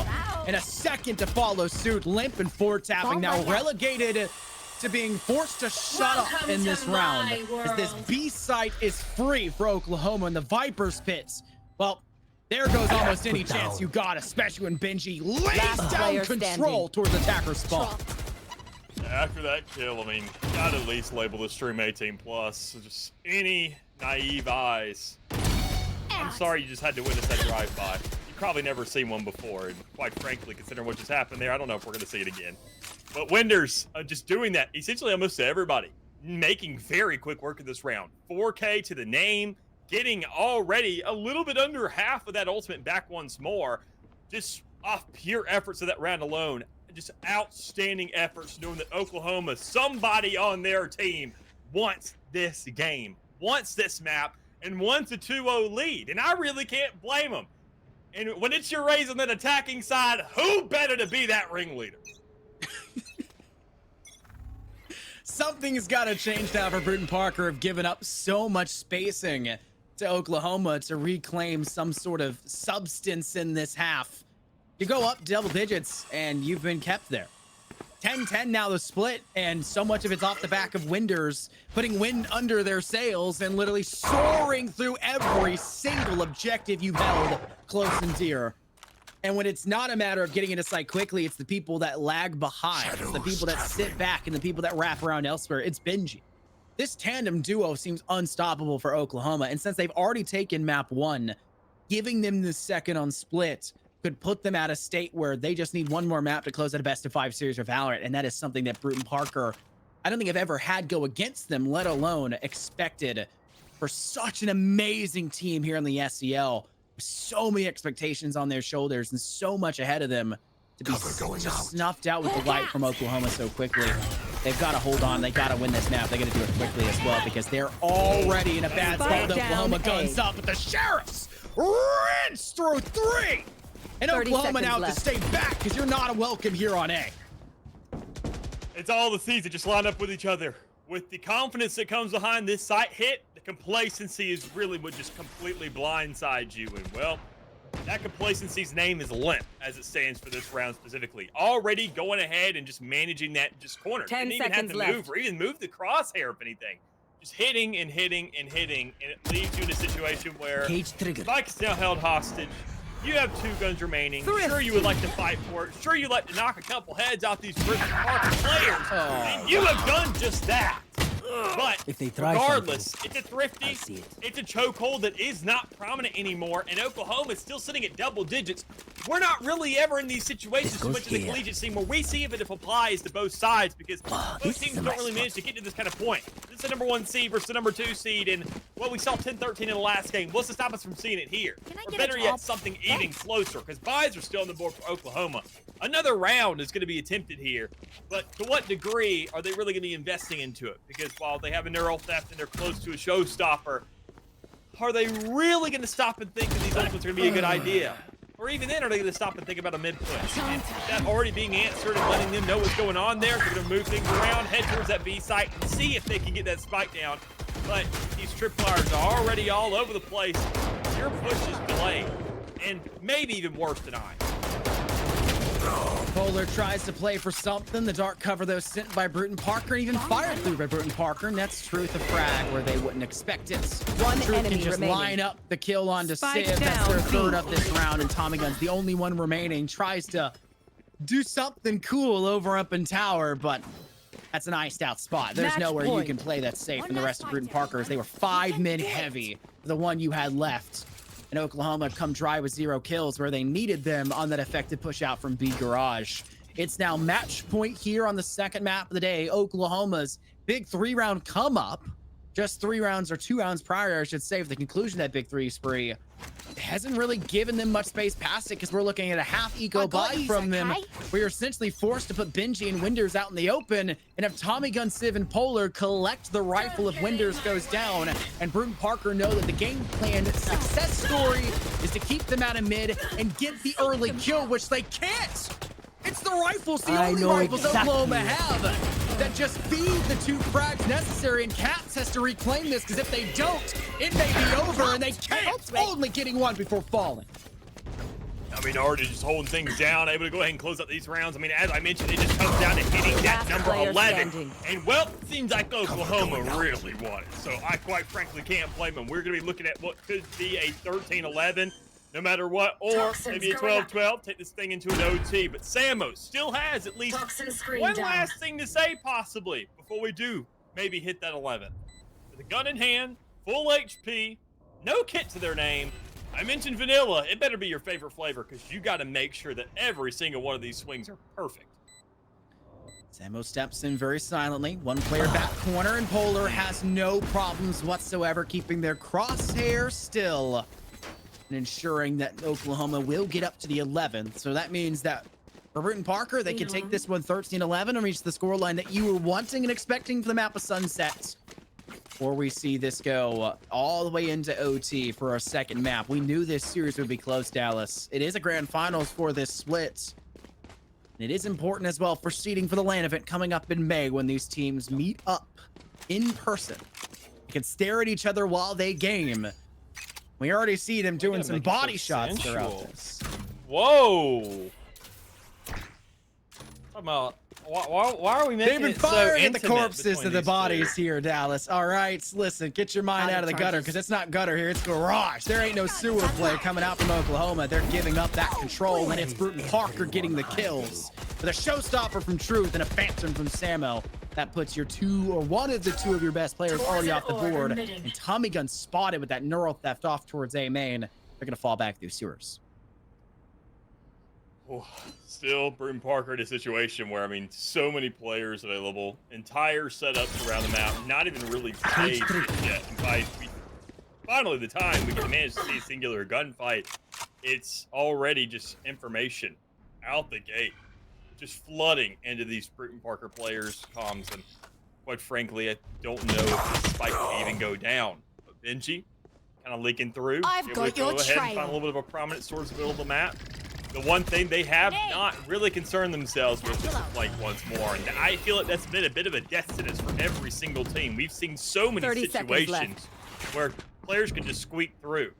You got the Sky moving over towards that A site. You got players just kind of holding on and just regrouping. Last player towards B. standing. Well, Cat's going to be Spike killed down there and A. shutting down Civ. Well, 15 seconds remaining. I don't know if you're really going to get things done here. You got to get the plant and find the kill. 10 You seconds got left. approximately 4 seconds to do each, and that spike plant, yeah, it's not going to happen. Great play for Defenders Caps to win. hold down that site. Civ working there first. Was trying to be more careful towards ropes in A main, but the player was actually on site waiting for you to extend there first.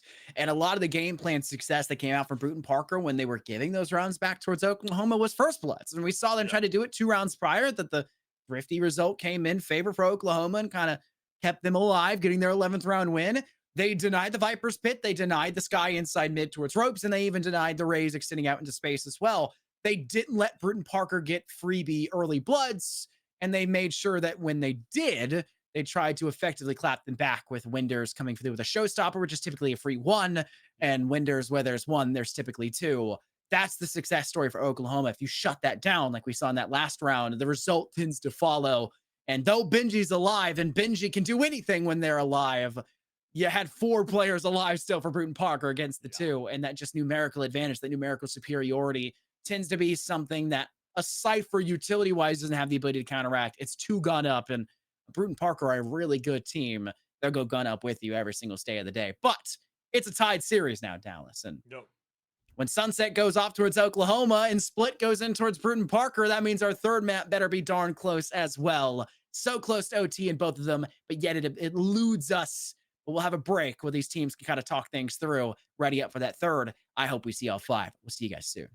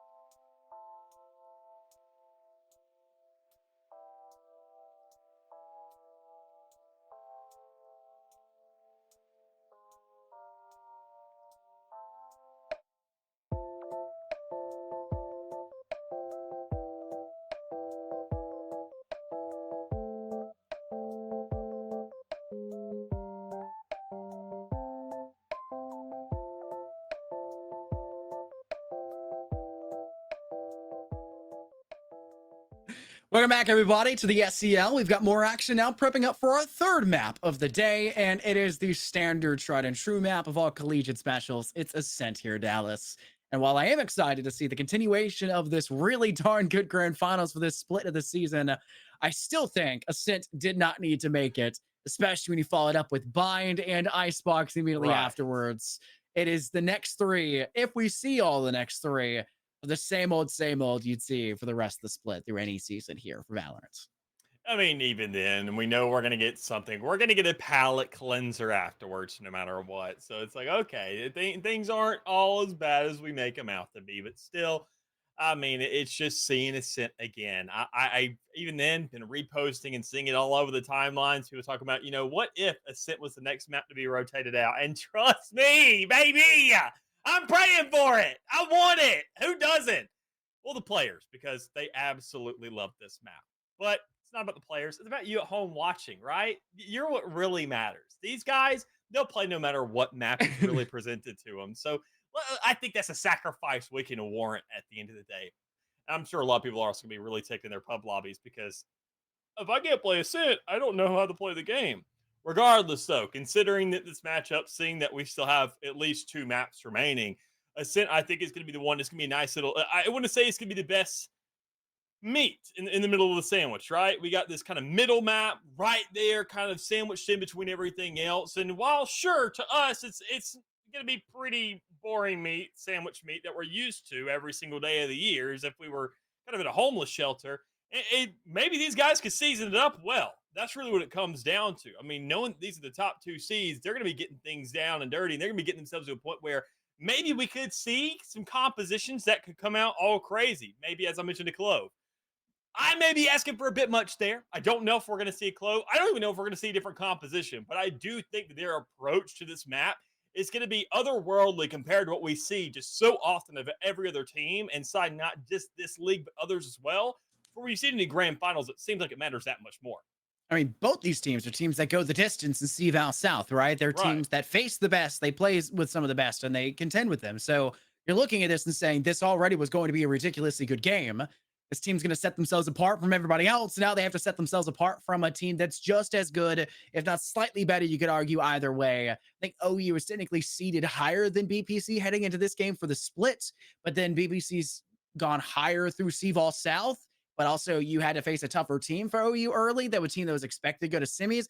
A lot of shenanigans, a lot of ifs and buts and whats and everything else in between. It doesn't matter. These two teams we now see are evenly matched heading into map 3, where this is a map where anyone can contend with anyone. You have to find the smallest gap possible, the slightest mistake possible to make up for it. And while I would love to see that Clove come through, I don't know if they have that viability just yet in certain compositions, especially when it's teams of this caliber who are so comfortable with what they have. But they're also the teams you'd expect to kind of spice things up. So I want to see it, but I don't know if it'll happen just yet. But I think for Ascent, a lot of this is going to come down to Benji's role as they step into a new agent selection, right? They've been Cypher true and true. Probably need to see them on over to a KJ instead, as you would anticipate for this map, as they're so darn good here. And I think Benji is a good KJ player, but with the domination we've seen from them gun-wise on that Cypher, KJ has to play a whole lot more passive because that utility becomes useless once you die. It no longer is up in the running, and Cyphers can still be pretty much used. The trap bar is still down. You still don't have to worry about it whatsoever. The camera, not so much, but Cypher's still useful even if you don't go gun up for the flank watch, right? KJ, though, is not. And that's going to be the big difference maker, especially for a map like Ascent, when you're not really able to vie for map control as much defensively as you are on, say, Sunset especially, but also on our last map we just saw on Split, where Benji really claimed control of the map on both sides and was that unknown, unseen force that choked out so much of what we saw BBC trying to bring to the table. I think, still Cypher. The utility is all still dead after you're dropped. But I think the biggest thing here is more so the kind of leash that your equipment has on you as a player that is provided with KJ. That's something Cypher doesn't have to worry about. I don't think it's about the death or life, because when you're dead, it's still done. It's more so, can you just place it and forget about it? Because KJ has to constantly be taking attendance, looking down at her clipboard and seeing whether or not she's close enough to her alarm bot to keep that thing on, close enough to her turret to keep it available. And even then, while you have those nano swarms, Are you saving some? Are you investing some? Or are you pre-placing everything? Are you working completely reactionary? There's a lot of factors there as a KJ to where it just kind of, you feel like your equipment has a leash on you and you can't go for those insane, just squeeze through flank plays that you would see anywhere else, because KJ is a lot more prominent when it comes around to a post-plant situation. I mean, those nanos, sure, tripwires, those will stall and let you know where players are, but nano swarms will actively get a player off of the spike. Yeah. A turret will actively tell you and do damage to somebody where they have to go ahead and do something to it, and those take a couple shots. You got to be close to those, though, to get it off. And that's why you can't just go for those crazy flanks. That's why you can't look for those nooks and crannies here on Ascent. That's usually, if we do see it, it's more so think of maybe that kind of wrap through tree, go up towards that A side window out of your jet more times than not, as crazy as that sounds. And then they're just kind of executing off the site while having a little more control of what the back of that site would look like. And that's really the full extent I think I've really seen a team swapping things up on this map. It's nothing too crazy. It's nothing all that insane because, well, when you play this map 3 quintillion times, I mean, you kind of get the hang of it. I also think the big thing for KJ is the fact that the nanoswarms, especially on B site, you're typically seeing it pre-placed for damage onto site, right? Not just for denying a plant initially, but getting damage on walkway so that when they extend out of B main, it secures a whole lot of control. But also because you expect them to have to funnel into site. You leave one player in the back of boathouse, they're getting torn apart by the nanoswarm. They can't go gun up immediately and stand still, which is the whole point of tactical shooters like this. Look at the lineup we're already seeing being teased by our attacking side of OU. Will they stick with this? I don't think so. They're on every possible choice you can ask for. Yeah, they're on everything. There is one possible like legitimate wild card that could be here, and this could be the lineup. Wenders, I think, is messing around. Okay, Civ is the one I was keeping my eyes on mainly, quite frankly, was seeing that Harbor, as crazy as it sounds, is when I play my games, I play Harbor on Ascent. It's not very common, but when you think of sometimes you do see the Viper on Ascent, Harbor's just a little more flexible Viper that you can really do anything with, quite frankly. And knowing how small these sites are, knowing how compact they are, as I mentioned, the influence of the map doesn't stretch very far. It purely comes down to tunnel vision and sight. Being able to think about it, throwing a wall that stretches through that door on that A site and completely covers the entirety of A heaven, that's a free site execute. If you're worried about the door of an entry, throw a cove on it and then just let it rest as you go ahead and push up to close that door in the meantime. Like, there's potential there, but I'm coping because, well, nobody's really doing it. We do see the switch up instead. We see now that Viper being the replacement for what would be seemingly anything else, because we see the Sky rather than the Sova and KO out of Oklahoma. So Brute and Parker are bringing something different. They are providing a fresh taste to this map, thankfully. But we got to see whether or not it can actually topple the tried and true in that same exact lineup we're so used to seeing. I think the big thing for Brute and Parker as well is the lack of a Sova, right? Which means they have to change up with just one decision, lacking that Sova and going to the Viper instead. It means you need tertiary util elsewhere, and that's going to be that Sky Tasmanian Tiger, right? That's going to be the information gathering piece of utility for you, which is limited in range, but can still get you a stun on top of it, has viability for sight lens elsewhere, and you really hope that the Viper does a little bit more for you in this first half defensively than say that Sova would individually. So now you'll have to decide who gets the Odin, who gets the big LMG later on in this round. We play this one hard, but I'll tell you what, I'll tell you who's getting the kills. It's Oklahoma. 3 down to their name, trying to find something, gets 2 before they fall. That seemingly is the only kills that Brute and Parker may get. It is only 4 tapping now remaining in a 1v3. One player down to 4 HP, but everyone else pretty much full and brimming with life. And this hold and trying to, I guess, contest in this site. Forts have been kept away from stairs by a fragment. Clearing away the recon bolt, drops the sight lens of 4 tapping, and Benji, even with their low HP with 9 HP, can peek around with that sheriff and get their kill quite easily. Round 1 for Oklahoma. That speed on B is hard to beat. Yeah, I mean, already going ahead and just understanding really what their entire composition's supposed to be doing. I think realistically, this Britton Parker lineup, sure, while they don't really have themselves that double initiator, here. I still think they're going to be a little Right bit here. stronger when it comes around to the defense, all things considered. For sure. Or on the attacking side, excuse me. Knowing that already, I mean, you're just kind of Let's covering go. things up. You're creating this coverage of the map where you can essentially squeeze up into sites in these kind of areas to engage these fights nearly for free. And compared to Oklahoma, who's having to just really just blind you and scan you. And while that's good, you gotta have an idea and a collective action to know that, okay, Take it's flight. gonna be brought here. Enemy mark. And it's easy. It's tried and true. It's worked so many darn times that we're not gonna notice anything different here. Second round, we can chalk this one up to the guns that are at hand. Nothing really all that crazy. Some good shots coming out, and at least a player Spike popped out planted. by Caps, but Oklahoma now with that post-plant situation unraveling in front of us. It's there's a lot more One work to be enemy done. remaining. Cap still now the only one remaining. He's found 2 kills and could make this quite costly for the side of Oklahoma. A recon bolt will barely not spot them. Position can be kind of guaranteed past that, though. The shots from down in hell may try to catch them off guard. Turret placed over inside main. You extend too far out and away from rafters. That will just tell everyone right where you are, and you almost are playing this for an exit frag for the player below in hell, but Winders steps up to save the day. No longer on that duelist role for Oklahoma. Still plenty of mobility with Shrouded Step, but it's not a boost pack. It doesn't matter. Oklahoma get their first 2 as you would expect. We'll have to decide if they want to buy up the rifles they've lost in that previous round, and I think they will opt to do so to get everyone on the same board, bar Civ, who, unfortunately, without a kill to their name, doesn't really have the ego to say, I 100% can do that heading into round 3. We'll have to play a little bit more passive. As you can see, Caps is trying to put this up on lamp, and there it is, finally placed up there. Cover going out. Well, these guns in hands now for Britton Parker. I'm kind of more so excited just to see what their composition can accomplish with a full kit at hand. They managed to get a couple shots off, and I think obviously the biggest piece of utility or the biggest asset inside of their arsenal is going to be, well, the actual right to bear arms. These guns they're going to be working with. Already now having legitimate weapons and bigger rifles in hand.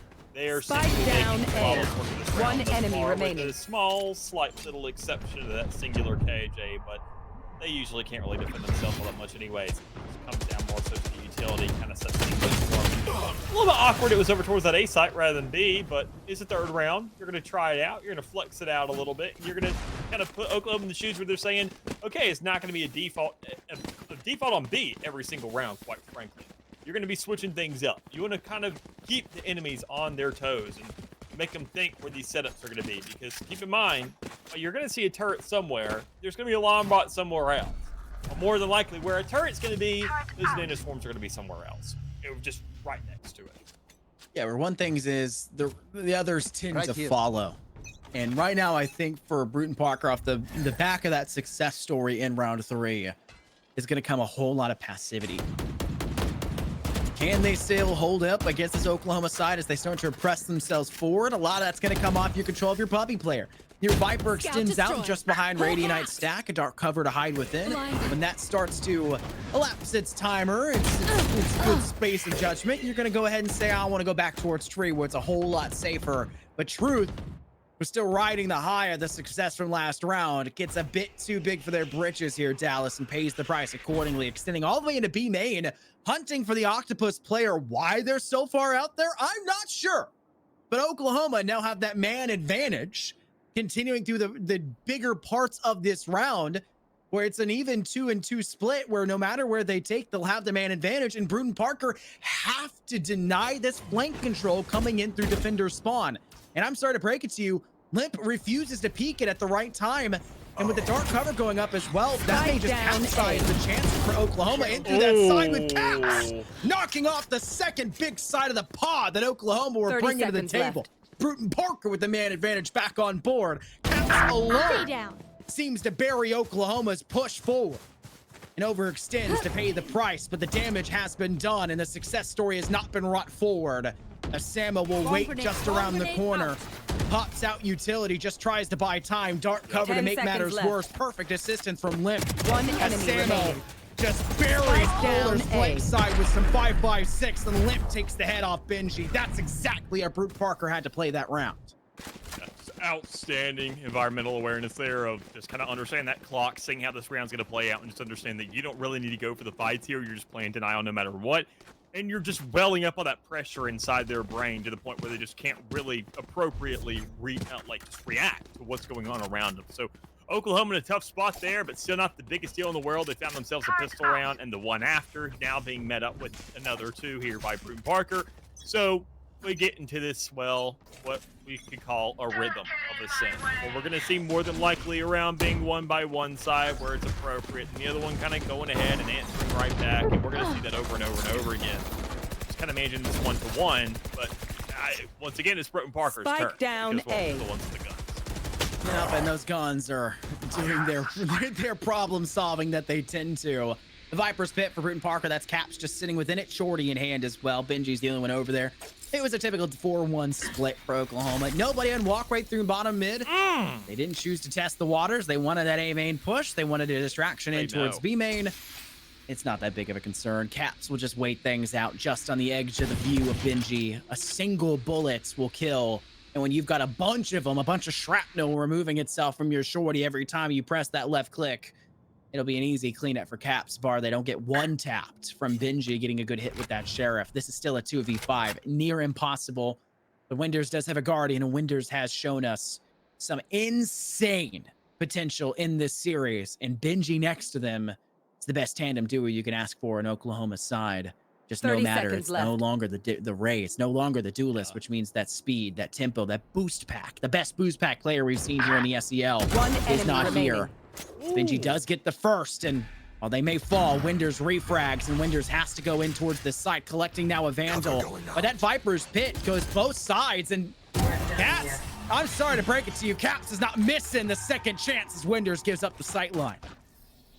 Even considering that, you lost two players there from Bruton Parker. Before then, it was looking like Fort Knox for him. Consider that you had that door closed, you preemptively closed it, you made sure to lock those players off towards mid. You knew that they were going to have to shoot that to give you the information, push to the Viper's Pit, and that's why you had that cross just sitting back towards that spawn and waiting to just get those reactionary kills, or even better yet, hopefully just kind of closing them out instantaneously and putting Oklahoma in a scenario where no matter what, you are having them run into your line of sight. Get out of my Something way. is going to give that away. But it's another round. Oklahoma have at least somewhat of a bye to work with here, as we do see the Blades strong out, but everybody else so on board, looking to just kind of being able to meet this aggression, at least to some extent, with the guns at hand. When it comes down to aggression, it's truth. The one throwing out curveballs on the defense, trying to get out, trying to get gritty, and quite frankly, can't really meet the defense. Limp gets there one and falls back, but too much area you can fall back towards. There's a player back on the enemy side. remaining. Tommy gun extends Last into player space, and Limp standing. has to kill it. Spike down But B. it's Samo and just Samo. Polar on the Blade Storm catches forward of the crosshair. Placed perfectly, and Samo can't content Oklahoma. Come back and around where Limp seemingly had thrown it completely asunder. And so now a tied 3-3 game in our third map of the day. 3 seems to be a repeating number for us here. And Bruton Parker, well, they're not going to be as comfortable as they seemingly thought they could have been, having 4 in a row thrown back the other way. Oklahoma's map control still proving to be a big problem, giving up these free kills in return. Something Bruton Parker cannot continue to do so. Utility dumped in for Samo, this time off towards the A site. We'll have no assistance in towards B. Viper alone will be there to hold, as Limp is in the face of this side, and Samo even rotates in to help as top mid is doomed for Oklahoma. Already 2 players dusted early. Already Oklahoma just seeing really what they've had to manage, quite frankly. That last round just being more of an effort of Bruton Parker handing it to him.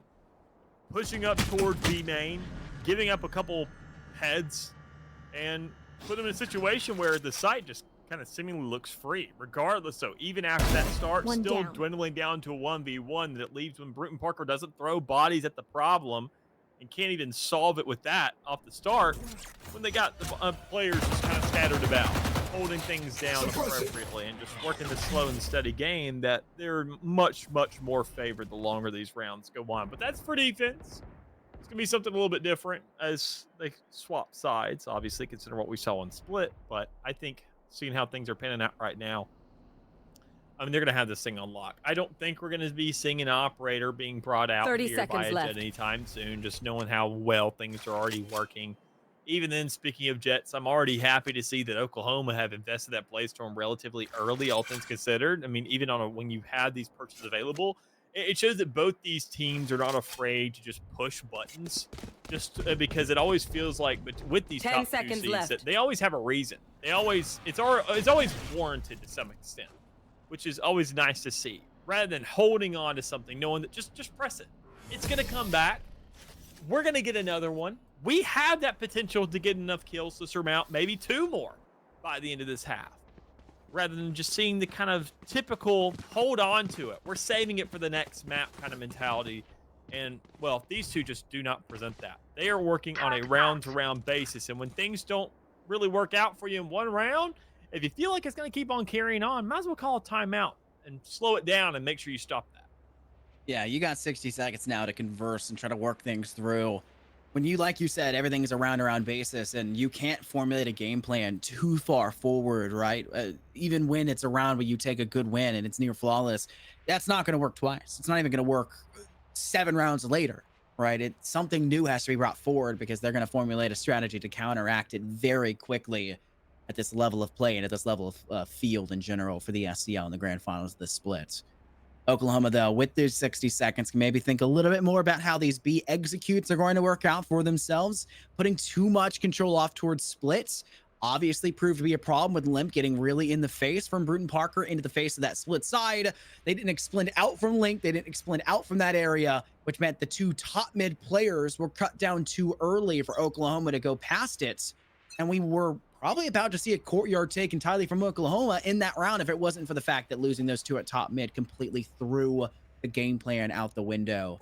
But you could see them live pinging Link again. You could see them pinging Link, pinging bottom mid, and trying to work in towards the B side. So expect a B side to take the double pronged push, courtyard control, and probably an extension in through market if they can control it.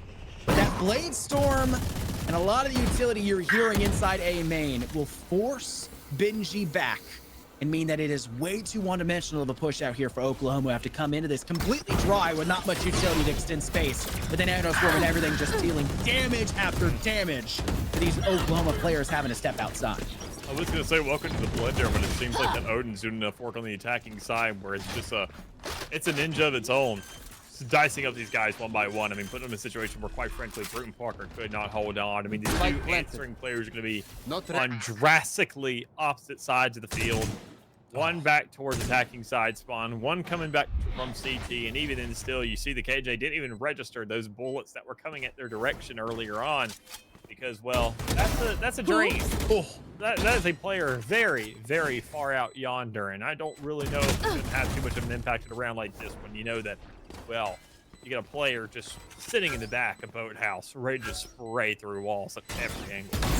I think you got to play for an exit frag here if you are your omen of choice for Bruton Parker. There's not much you can do past that. Eventually, Truth has to extend, and Winders will have no problem from within market to secure that frag, but now Winders will have to just choose how they want to escape from here, and the rest of the team doesn't have to be concerned about a bottom mid player. Tell right then and there. You do have Polar down to very little HP, almost wall-banged from back towards defender's spawn, but 2 remain for Oklahoma, a round win nonetheless. And the team can take that as a really darn good result off the back of Tommy Gunn's control with that Odin. Like you said, a ninja of its own, dicing up the competition. Bruton Parker's attempted stall out of B lobby, out of B main, fails. And I think a lot of it is just the over expenditure of utility for your KJ right at the gates of B main. When a Jet's in play for Polar, they can dash straight through that space when they don't have to worry about extending into the open because the Odin can just spray through those walls. A really well-formulated plot for Oklahoma, but there has to be some saving graces elsewhere, and Bruton Parker got a couple kills where they necessarily didn't have to, and put Oklahoma from a flawless result on the site into a 2-player remaining result on the site. Oklahoma not being in a terrible spot, though, all things considered. Having now that Hunter's Fury to work with after those kills, being able to counter a lockdown that's going to be employed by Bruton Parker eventually. And, well, a lockdown of their own on Oklahoma surmounted, which is the most expensive, coinciding with that Viper's Pit on the side of Bruton Parker. it's going to feel like it's going to be a very, very long time for each attempt of it to come up. Knowing that already that they're going to invest these things one by one, rather than just all in one fell swoop, that you go for the null command first, and I really can't blame them for that. No defensive sided ultimates available besides the from the shadows. You know, of course, they boat out. You don't expect Spike the one down, right B. on the side of Rafters. Good stance here from Bruton Parker. After all the dust settles, You well, should run. Sim with the head up. Last player standing. We're tapping now, finding their third kill of the round. Civ no longer in contention in BBC. Ride through. We're covering off that B round failure the round prior. Secures themselves their 5th round, and it's still that back and forth series we were expecting for this grand final split. And keep in mind, this is really only proceeding for the grand finals. You get a trophy at the end of it, but these players are playing lights out with everything they have on the table. And you'd expect that to be the case when this is 2 teams in CVAL South who have to fight so consistently for seeding, for placement, for results to come into this and try to showcase that they can do it elsewhere as well. This will be a round for Oklahoma where, yeah, they won the one prior and they lost too much. 3 weapons at the end of it now puts the whole team unable to buy for the next despite that win. And they'll have to think about what to do. And Tommy Gunn says, no Odin for me. I'll take that Vandal and a Guardian. They can trade those here and there and hope that this thrifty result does come through. And it's just a matter of claiming space for Oklahoma. And Caps is making sure they can't get too much of it too quickly with the Odin spray down from off towards Puppy.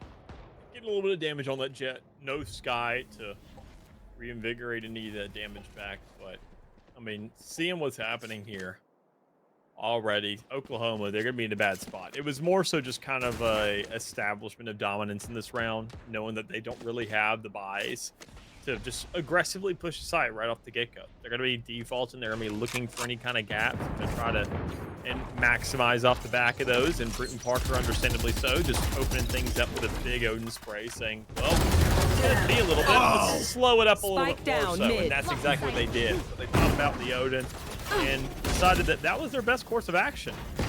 Overwhelmed it, but at what cost?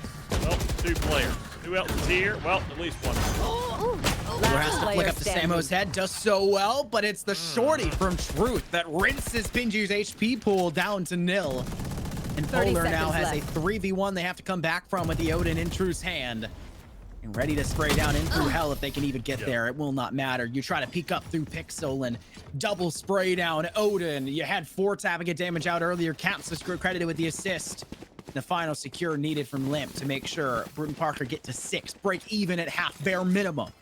And there's still 2 more rounds at which anything could happen. Either they go up above even further over this Oklahoma accoladed roster, or Oklahoma will be silent throughout the remainder. I don't expect that to be the case. Tommy Gunn has a Hunter's Fury online, and Winders and Polar are 1 pip away from an ultimate, meaning worst case scenario, they'll head into the final round of this half with so much ready to cook, with Bruton Parker having to find an answer for it, as the utility that's usually dumped out B main is rotated off towards A instead, Dallas.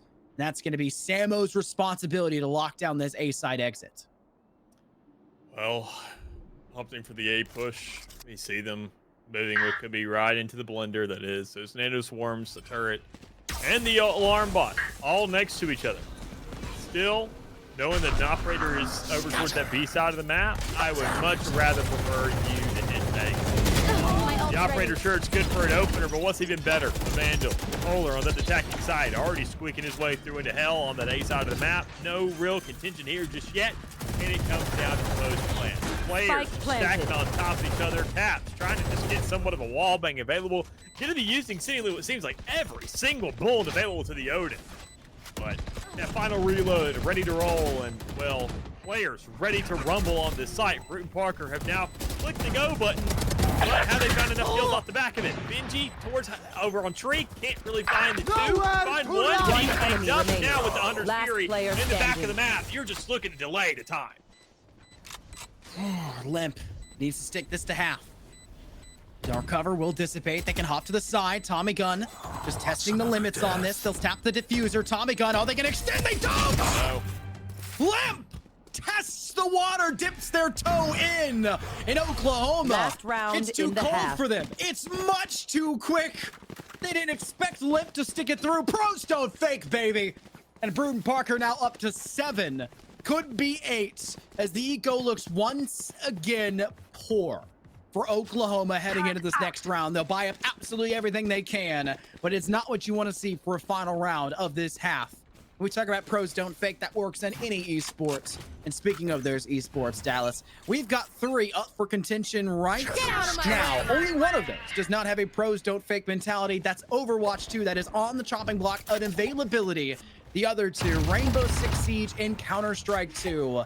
You can vote for it today, and you should do, because we're looking to pick that quickly about what's coming in Season 5. Okay, I don't know what you're hoping for, Dallas, but right now it looks like Counter-Strike 2 may just win it.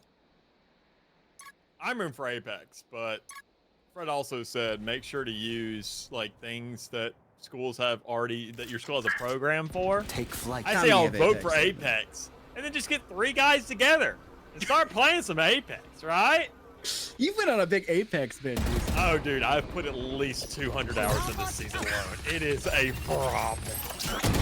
But all things considered, a problem. Cap's gonna be one as well. Able to go ahead and close out that initial first blood towards that B-side starter area of the map. And Truth just shooting hands and finding kills. That doesn't fit any logistical anatomy anywhere ever. But I guess if you can't shoot with your hands, what's the point of being alive in this game? Yeah. Well, you can place utility down. And 30 that's seconds Samo's left. role here to zone away. You may not be able to shoot with your hands, but you can drop a giant cube on the ground that can, you know. I can kick my nanoswarm like Ronaldo. Yeah, there you go. We go Messi, Andre. You just pray for the best. Either way, Polar prays for the best, and I think matters into their own hands with the blade storm up to the head of 1.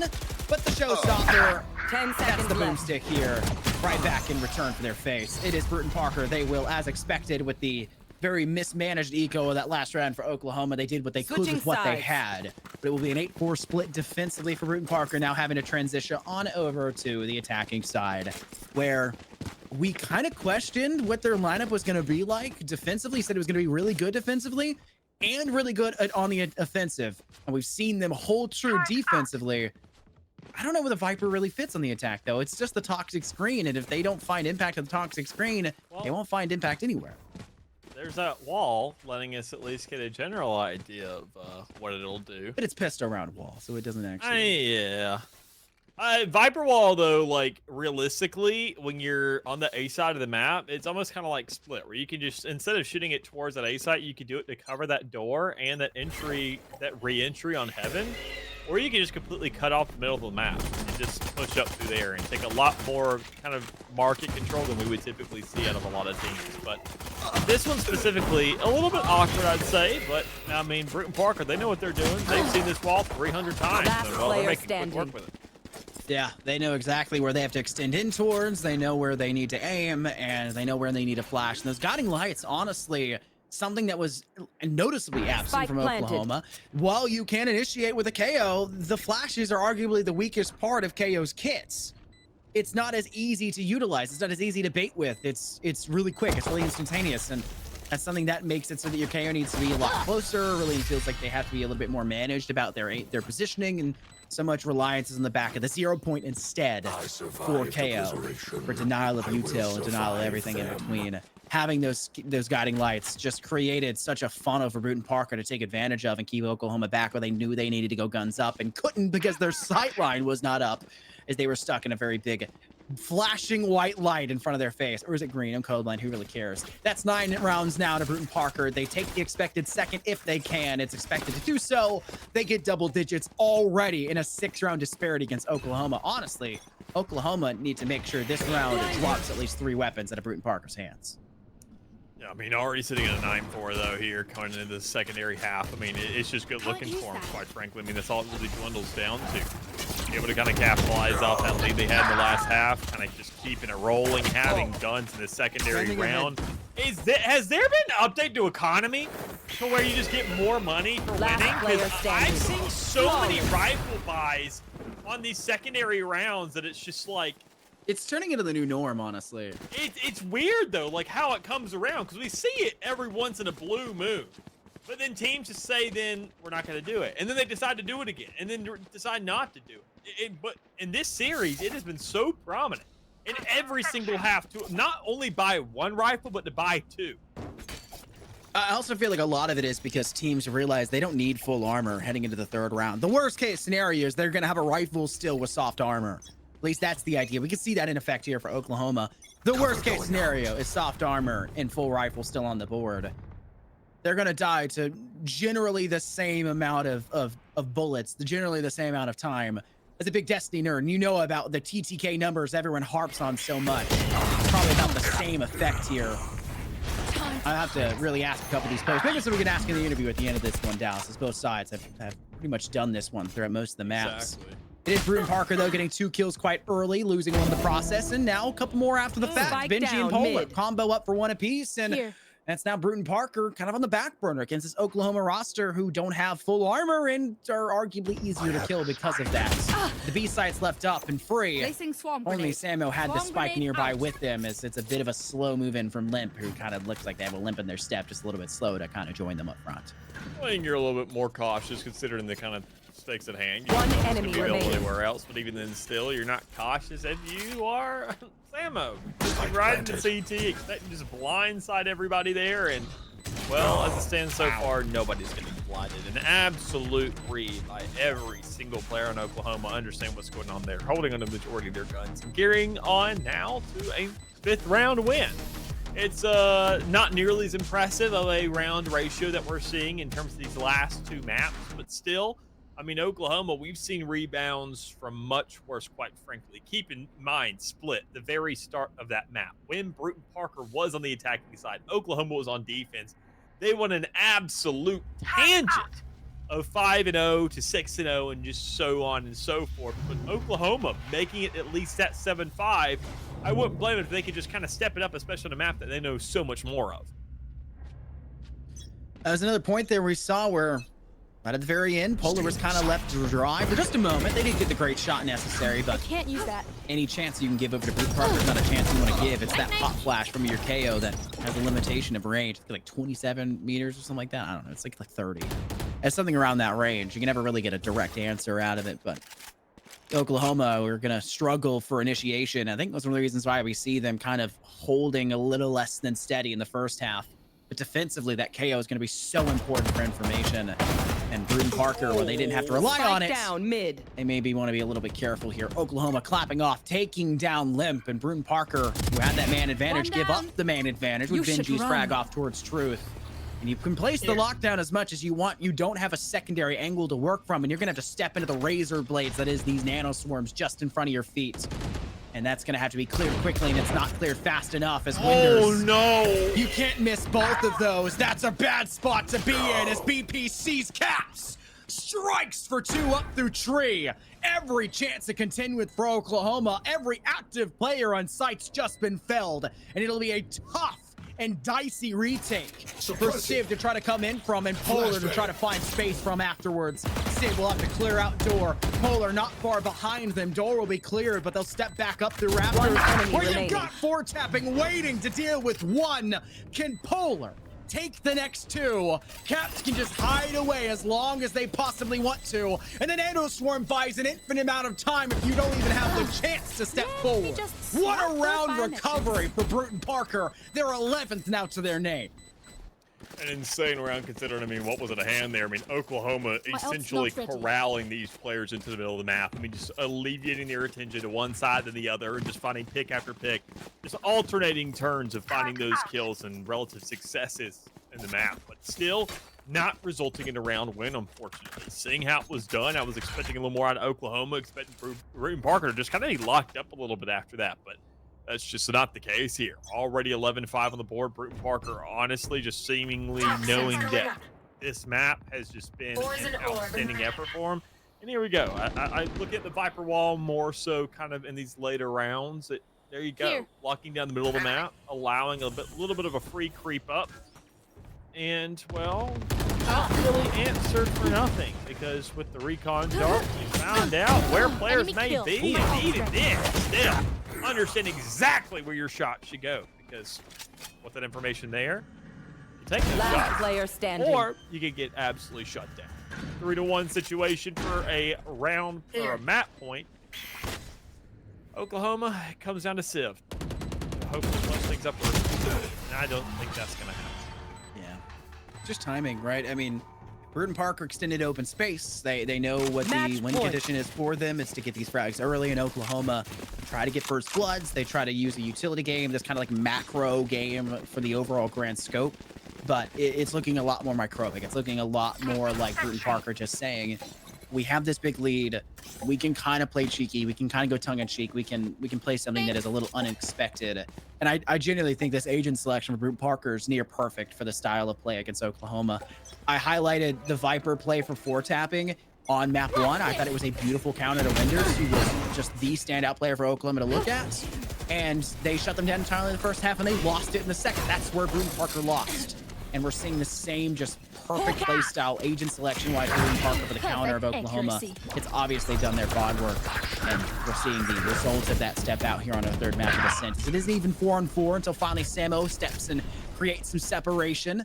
It's Civ, the KO for Oklahoma, now off the board. They've lacking now a big initiator for their side, as they no longer have the Sova either. You bring two, and they're now left with none. Bruton Parker's limp, who's sitting inside of Huts, deals with Winders, and Samo swings out to deal with Benji. It is just polar. And a 1v3 being swung upon by both of the two remaining players not planting the spike on Bruton Parker.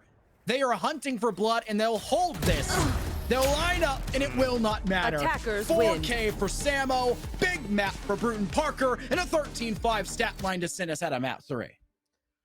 I mean, just seeing really what happened here, knowing that already we're looking at a 2-1 by Bruton Parker, but even then 2 maps consecutively by them. I want to say that's kind of the biggest thing here, quite frankly, is knowing that they're starting to pick things up. They're starting to accumulate steam, and that's the biggest concern I want to say, really, that's going to be this team of Oklahoma's downfall. Knowing that things start off well for them, knowing that they come in kind of on high grounds, as I mentioned, Bruton Parker right there at the start, they're better at adapting.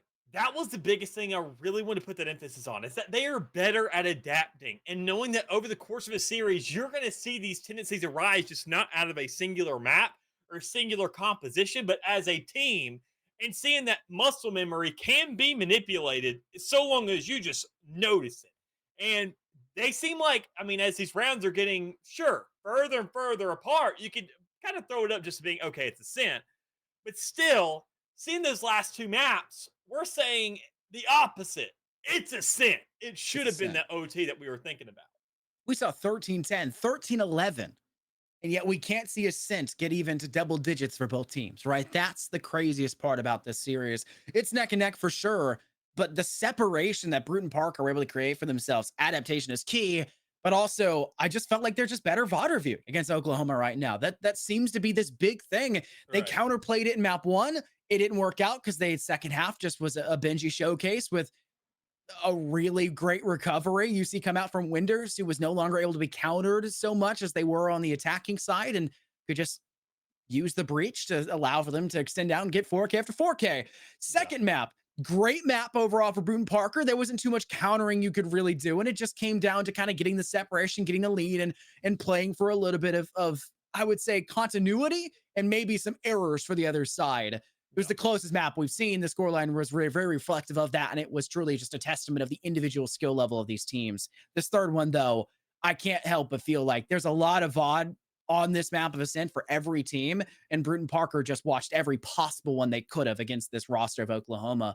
They just looked and felt different, and we'll have to see how that reflects heading into our next map of Bind, which is very similar in terms of how often you play it. It is quite common, even if not just for the SEL, but everywhere else. We'll have to see that after a break. Don't go anywhere. We'll be back with more.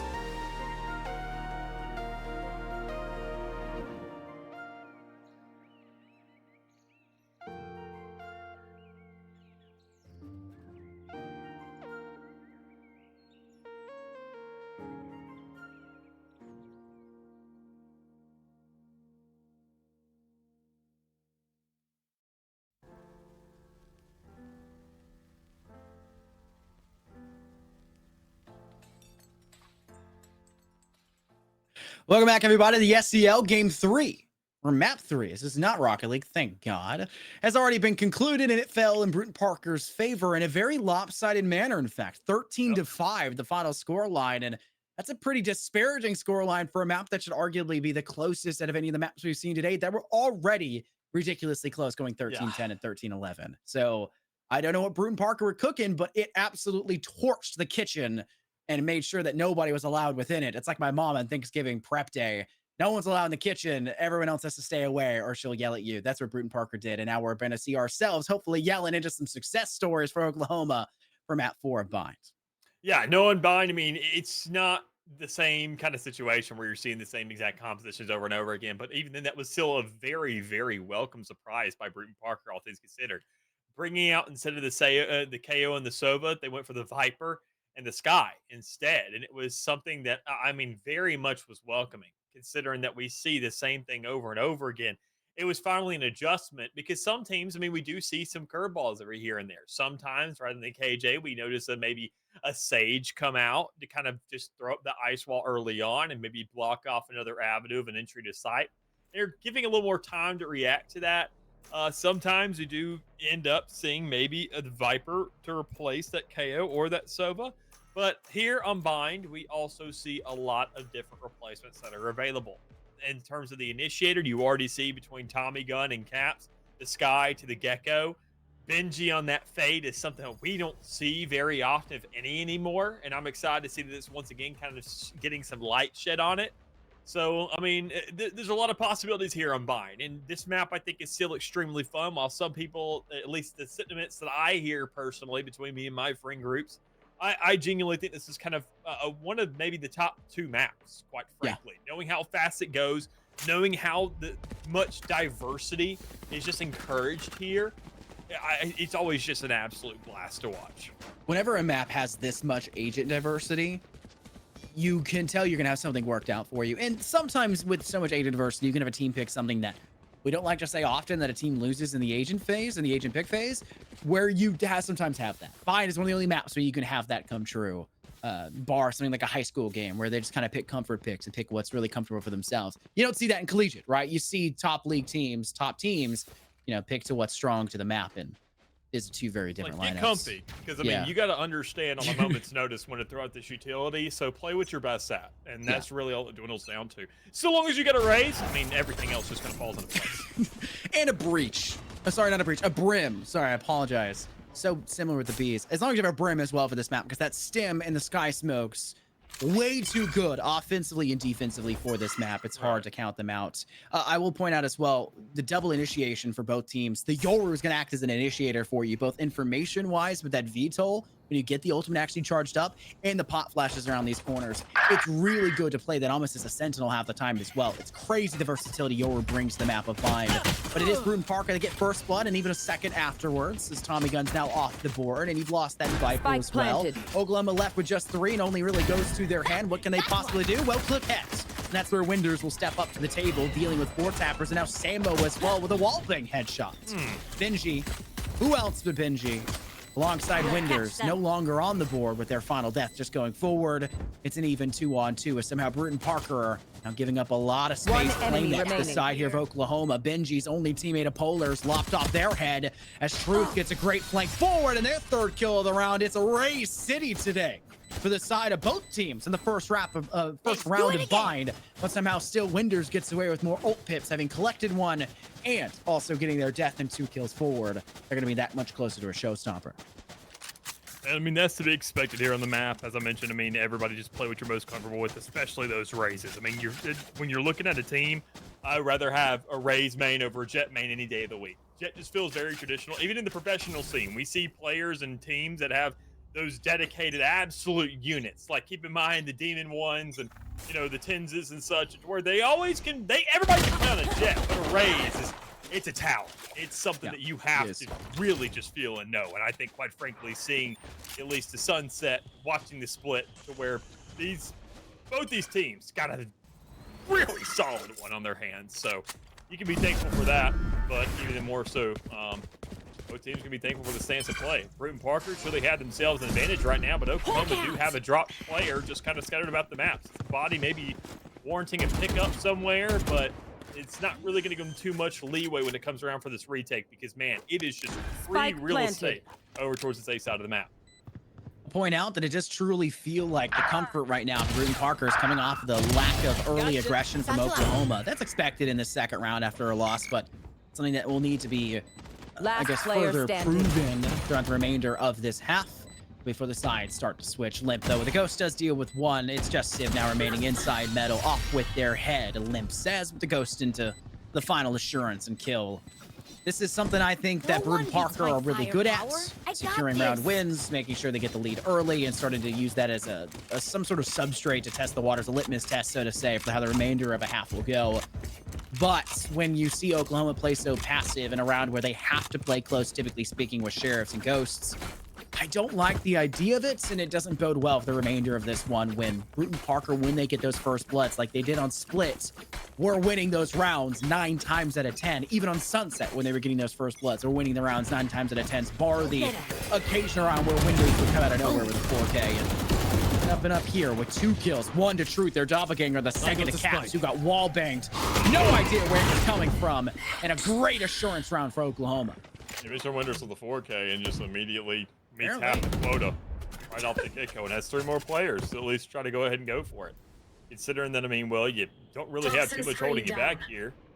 You just don't want to overextend because, well, you don't want to be giving over free guns. Polar robbing the glory of at least one of those players, but still Cutting not through. really presenting too much for the rest of the thing, considering that they're Fake trying to teleport. find a little bit of a lap around, still committing to this A site, see if they can blindside these players as they do end up backing up. But, I mean, a testament to them. They're just waiting for something. An audible, waiting for a piece of utility, waiting for somebody to peek, which that's not going to happen off the Yoru, but eventually. Now with that done, look at the mini-map. Boom. Horses are racing. Yeah, you can see Oklahoma start to transition with tempo. That's just going to be your B-side players. Everyone else is going to position slowly, wait for the remainder of the team, and try to step out at the exact same time. You don't go for a double swing here. You're really taking too many missed opportunities. But that Bulldog double headshot sprays through. That's a VTOL now online at Bruton Parker. Say this round's doable. Here. But we don't have the HP on 4Tapping's hands to player guarantee it. standing. They need a little bit of extra help on top. That information, though, is key to Limp's success there for the 1v1. One Now he's enemy extended his remaining. space off with Polar, and Limp now can just hide around this corner and wait for Sid. Sid gets angry, but Limp gets madder. My 3 God. kills. What a round for Bruton Parker. And Oklahoma may have torn you apart in showers, but they couldn't stay clean for the remainder of the round. An absolute rebound if I'd ever seen it around. I mean, considering that 4-tapping, even in, pulling off a miracle, finding 2 when you're literally 1 shot with nothing but a Bulldog in hand is just, even then, insane in its own right. I mean, knowing that Bruton Parker, starting off with a 3-0, I mean, there's no better time to really turn it up, quite frankly. Knowing that you're going to be putting Oklahoma back to where they belong, down in the ditches of this map. And, well, with a little bit of a buy I've got your on the defensive trail. end of the map, there's not too much you can do, but, well, when they're still alive, there's at least somebody who can make a Spike very, down B. very valiant effort. But Fake is it going to be teleport. enough? Who knows? Because Time even to then, jump. with a number deficit, I mean, you cannot give up on this squad. Winters is just claiming space in hookah so I dropped the swiftly, forcing 4-tapping away. Truth. They're raised. They know they are. They want to feed the ego. They try to step into hookah, try to get a kill. They can't do so and forced to fall back. Polar, though, with that wall bang, has no problems getting it. And this is Winder's time to shot the showstopper. Taking too much damage. Couldn't flick to one Last corner. They player lied in wait as standing. 4-tapping gets 2. Has to get 4 total in the round. To Fake try and teleport. secure this. Benji with 1 HP. The Prowler around the bend. Tonic One on enemy low. remaining. Can you get the second flick? No, it's gonna elude you, 4-tapping. 1 bullet necessary, but there was none left in the mag. As Bruton Parker will finally give up a round win to Oklahoma. They wanted it and they finally get it. Yeah, I mean, just seeing really how things are panning out for the rest of the squad. I mean, Oklahoma, they needed a round to rebound. They needed to get themselves on the board, and especially after that last one, they had to compensate for the absolute tornado of a mess that last round was. So it's good they show it doesn't beat them up too much. So I think, quite frankly, if this entire map just continues on and they keep on Time to losing and jump. losing, they look back at that round and they're saying that's where everything started. But they stopped the momentum before the ball even really got rolling, which is good for them. Sure, you still see 3-0 starting to Bruton Parker, but I mean, that's to be expected because they can just think that, okay, the round afterwards is 1-1 by him. That's not the case, but still, you don't see the history or the round lineups. It's what you think. So, Oklahoma, get the better end of this trade, though. Have a much better buy, I think, considering this round. But regardless, Bruton Parker, I mean, this team is just a unit. And no matter what they're working with, it's doable. Great shots connecting. That's Benji and Tommy Gunn now finding 2 more. So Oklahoma defensively their first success for this round, despite the opening blood from Bruton Parker. And that's now that VTOL, or you're more so your Yoru in general, of 4-tapping. It was so important to the rounds previously. No longer available. Toxic screen goes down. Samo needs to clear this corner. Tries to, and set up the sky smoke to do so, but no good, no dice. Samo has the crossfire perfectly held, and Oklahoma will regain that man advantage they're hoping for, as Bruton Parker will repivot off elsewhere, and it seems to be Hookah, because that spike is out of Hookah window, and you have to 30 step seconds here. left. Polar down in the back of sight, just behind Tube Dallas. No, just within Tube Dallas. And you've got to maybe hope you can get a wallbang shot forward, and it's close, but there's no cigar. An orbital strike will ward you off and buy so much more time. You've got 10 seconds, and Limp is staring at their teammate like, yeah, I'll give you the rifle, just let me go. I'm not trying to step in first. There's no time to work with. Fall back. Limp, maybe go for a kill. You only have a sheriff. Who cares? But you're going to hold the rifle in your Raze's hands for now. And that's going to be all she wrote. That's to be expected. Not too much time remaining. You know Spike was dropped. I mean, the audio cues given. There's just so much there that's not really playing out for your favor. But Oklahoma still thinking themselves the second round. It's just outstanding to see the kind of resilience of this team holding on after that third round. A lot of teams, they wouldn't call it a day. I mean, sure, this is a best of 5, but knowing that, I mean, already getting things rolling, getting things back into the groove, and answering now 2 rounds back-to-back, putting Bruton Parker into an eco. It's just outstanding effort from the squad, seeing what they can really just surmount themselves to. 2 ultimates for this round to work with. I think, honestly, they can capitalize off the back of it because, realistically, you got to think every single round, whether the money's there or not, that a rifle's going to be somewhere, just because it feels like these teams just want to have something. Who's next? They want to have that domino effect. They want to have that Bogdans. They want to have the gun to work with. And, well, a Vandal may just be all they need. Limp's able to secure 2. That's actually a really big pickup for Bruton Parker. With the VTOL out for 4 tapping, that's information. This B-site's free. You put down Spike, you secure it, and everything else will just follow suit afterwards in a trickle effect. Oklahoma's Benji able to take down Caps and at least open up that octagon side and maybe give you a long style play in through there.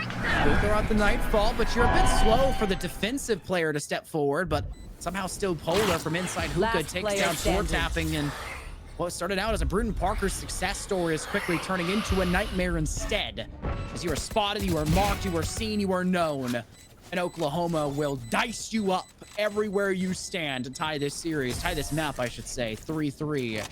As Bruton Parker, I don't know, early success, but lackluster performance in the ending stages the last 3 rounds. I mean, just Oklahoma doing a great job of just kind of disaster control here, quite frankly. I mean, just slowing down the bleeding, what seemed, or very early on, what was just an absolute hemorrhage to this team. Just absolutely draining them of what they had to work with, especially kind of just as a capitalization, a bit of a salt in the wound. After what we saw, that round differential on Ascent, I mean, Oklahoma are showing they are definitely not out of this thing by any means necessary. So it's just great for them to iron out the game, slow it down, show that, sure, even that last map, while it was, no matter what, a much bigger round differential than what we're used to, still, we're in this thing. And even if we do lose it, I'm happy to know that no matter what, this team, they are planning on going out with one more map that is extremely close. Yeah, this is something that Oklahoma have practiced, they've prepped for, and it needs to be perfect. And this map control was something that was so good on Sunset, was pretty darn good on our second map. And, well, they tried for it on the third, but that didn't pan out for them. But it'll be just as important for Bind as it was in our first Sunset. It's Bruton Parker, though, losing players quickly. Winders and Polar finding it, and there's the final one of Limp now all by themselves. And capable of securing a second or a third to their name. Oklahoma up for another round win where starts Bruton Parker, baby. They get the spike down. They've got sight. They've got control. They've got first blood. But where's the rest? Where's the ending? Where's your conclusion? I'm reading a book that's got the worst fairy tale ending I've ever seen. Brute and Parker need to formulate their own ending, write their own plot, because right now Oklahoma are turning every single solid start into the worst ending possible, with a round tallying up in their ways. It's 4 in a row, and the eco is starting to get more and more egregious against Brute and Parker. Yeah, I mean, this is just also Oklahoma just absolutely showing up with a masterclass. I mean, it's not worth really publishing just yet, but I mean, still, its draft is looking amazing.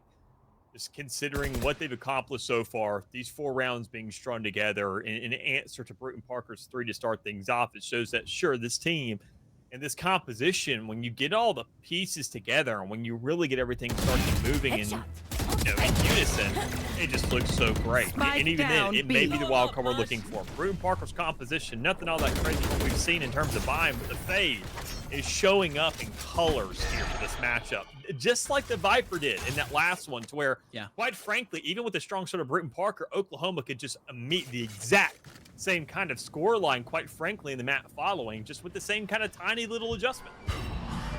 Small increments, Dallas. That's kind of the game changer right now. And Brute and Parker, they can't even make it in through B long, and that's a problem. They're gonna have to rotate elsewhere. One player actively on this A side defending it. That is the Viper of Civ. They're gonna step in from showers, leaving one off towards Hookah. Play for an exit frag of a player extending out towards elbow, out towards maybe more so the middle hall, extending in towards defender 30 spawn. seconds left. It'll be a 2v1 with 4 tapping already quite low. No real ability here to gather information. 22 seconds and ticking. Samo will throw the sky smoke up, but Civ will throw it down. It's 4 tapping removed. Spike out of control. Player out of control. And that round's already over. It's done and dusted. Just Limp remaining. Left. 10 seconds. You ain't even making it out into the spawn of the defenders, let alone out of sight. It's going to be a round win for Oklahoma, now tallying up 5 in a row. It just gets worse. Well played from Benji here too, knowing that already, getting the read, understanding, finding just the pick, and better yet, making the read and starting to understand. I mean, with that not being a successful plant, that also reveals a little bit too much of a game plan here on Brute and Parker's side to kind of get back in this thing where they want to have a player on the flank for the post plant, where sometimes you have that full adjust of the Vipers setting up and just being back towards that spawn to just shoot up those snake bites and delay. But sometimes you are going to have that curveball. You're going to have that secondary plan. And now knowing that it will be that Viper who's going to be on the lurk, which is just obvious in its own right, but knowing that even then it's an applicable game plan for this Brute and Parker squad. Shutting it down right now is just insurmountable. And even then still, shutting down even more with Winders being in the situation where it's like, all right, nothing's really getting done here. Hot flash coming out. Clone already just completely red. So kind of left essentially nothing. Spike down Winders A. is full flashed and still pre-firing that corner in U-Haul. 1 enemy remaining. Just Limp remaining. There it is. Civ will get the final kill. It's flawless for Oklahoma. And it continues to get worse before it gets better, though this is the result you kind of expect. They come into this with just sheriffs. They would have come into this with a single Vandal if you had survived Limp in the round prior, but honestly, it didn't matter too much. You lost your life. The whole team was going to be forced to save anyway, so just maybe would have saved you. Maybe an extra kill, maybe not a flawless result for Oklahoma. They're sitting pretty enough that the next 3 rounds they're going to buy no matter what. Oklahoma have the dice. Everything's in their table, and this first half is just a defensive powerhouse, a showcase of excellence. And Brute and Parker's only saving grace was that they threw the wrench in things, getting the 3rd round win under their belt, but they couldn't do it past that. There was no 4th, there was no 5th. There was no escalating chance to turn things around again. As Oklahoma, every time we've seen a frag go their way early, dice up the remainder on the execute floor. Tasmanian Tiger in through Hookah. Nobody spotted in towards site, 1 towards Octagon, and you'll have to see a swing there from Truth blindly. The toxic screen placed there by Civ makes matters worse as Benji goes for a quick step in through TV, does get showstopper, but will not die. Though shockingly enough, Brute and Parker get the first 2 kills, one off Samo, the second one from Truth, finishing off Benji that they failed to with a showstopper as Caps plants this down on the A side. I mean, expecting eventually a round where all these ultimates are going to be invested in, quite frankly, this is the one to do it. You're at a point where you got 4 of them to work with. the one that's missing isn't really the biggest deal in the world. So once you get that spike down and better yet the Viper's Pit comes into play, you've made a big investment just to get to this point. You realistically only need the Viper's Pit in a singular round to find yourself will be just very, very weighted. One enemy remaining. My even the enemy will take the rest of it. Flying colors off the back of them. Britton Parker invest in those Seekers, invest in that Showstopper. And while sure it was expensive, the Viper's sitting there as well, you've gotten the dimensional drift off the back of it. The orbital strike is available. But still, Oklahoma, they're happy that you're right back down to what seemingly could be reminiscent of a ground zero, because these are just instantaneous things. Sure, that VSAT's going to be nice to run it down with your 4 tapping, getting all this information to work with, but still, even with all the information in the world, we've seen gunfights where Britton Parker almost have wall hacks, knowing where these guys are and still yet lose these fights. Yeah, it's not like it's a shocker of the positioning for where Oklahoma is. It's just the fact that the crosshair placement is true, the firing is early, it's swift, it's decisive, and it's something that Oklahoma are really capitalizing on well. Samo, TK's truth, that's not that big of a deal. The issue was that you can't find yourself losing pivotal frags afterwards if you're going to have that complication early. They have Spike, though, and they will use that to go through TP off towards the A site instead. In a very nefarious round, so to say, for Britton Parker to try to cook up past this. Toxic Cloud will go down. Caps will get the spike down. And now you got a flank from Benji that removes the 1 HP player of Caps from contention. It's just Limp now remaining. Removing the Prowler. One up in heaven. They've been spotted. Where's the second? You don't know for sure. Try to isolate Civ if you can, but you need to be wary about the shower presence from behind. Limp, it's not over. Limp, you gotta be ready. But there's nothing on the table. You thought for sure it was an A short push. It's everything but. 7th round now for Oklahoma, and one more chance for Britton Parker to go 7-5. Worst case, 8-4. Man, this has not been a good half, and the depth and the meat of this half Last for Britton round Parker. before the switch. Just a massive influx there from Oklahoma in terms of an answer. Just making sure they come out on top, especially having that numbers advantage in that post plant. That's really all that matters. Sure, the chaos that ensues is going to be big for preluding what really matters around that objective. But, I mean, that's the beauty of Valorant, knowing that, sure, if it doesn't actually culminate around that spike and really make sure that that's the biggest emphasis of the round, it's not going to matter. You had the post plant. Didn't have the numbers there to back it up, and well, quite frankly, Oklahoma did, which made it a pretty darn easy round to win for them at the end of the day, because, well, you get all the time in the world, just go ahead and deny, or better yet, even just delay, and that'll be good enough. So, having a guaranteed advantage going into the secondary half is going to look good for them, but what isn't is going to be this first blood, just going ahead and getting knocked off with an operator from top of the field. An orbital strike that I feel like was popped a little early. They're just trying to zone and cordon off Britton Parker, but there's not even a spike touch yet. You can play the audio cue there, but a total absence of doing so. That's force Oklahoma in a retake spot, but the kills are plentiful. Honestly, I'm impressed. 3 kills off towards elbow, nearly alone. It's an even 2-on-2 as both players for Britton Parker will pivot in towards the elbow side. Oklahoma will have one from hookah and the other one falling back a little bit more so in towards sight. Yoru will TP back towards octagon. Gortabin can't get the kill. This is Benji's time to shine, but they get stuck in the limelight. Britton Parker take a 6-round spree from Oklahoma and somehow still scrape away 5 total rounds in that half. Figure out what they do. That was not a spot we thought they'd even get to, Dallas, but they are only 2 away, and if they've been so good about the pistols, they could tie this up 7-7 quick. I mean, I see you probably talking about this is extremely reminiscent of Sunset, but I would say it's closer to Split. Obviously, just in terms of the score line alone, but even more so rather than seeing those kind of 6-round spree happen right off the get-go, Britton Parker give themselves a little bit of leniency and an insurance of those initial 3 rounds. So knowing that going forward, that realistically, Oklahoma, if we're following suit, it comes down more so to where Britton Parker did win that map. They had the advantage, and just those 2 rounds alone were enough to give them enough leniency to close this thing out. And knowing when it's this close, well, we've seen the result of the first 2 maps. We saw how close it was, and well, that just means that every single round matters. And I think these 2 rounds alone could be the difference maker, just closing things out and finding ourselves into map 5. Success stories aside, Britton Parker have their work cut out for them for this half. They want to close out this entire series of this grand final and take this split of the SCL straight through to success story of the grand finals. Bruton Parker come away with 2 kills though. Polar gets the first blood off for Oklahoma, but can't survive the next set of onslaughts for the remainder of the team. That's 2 off the board offensively. Team is mostly stacked over on the A side, so typically a ploy.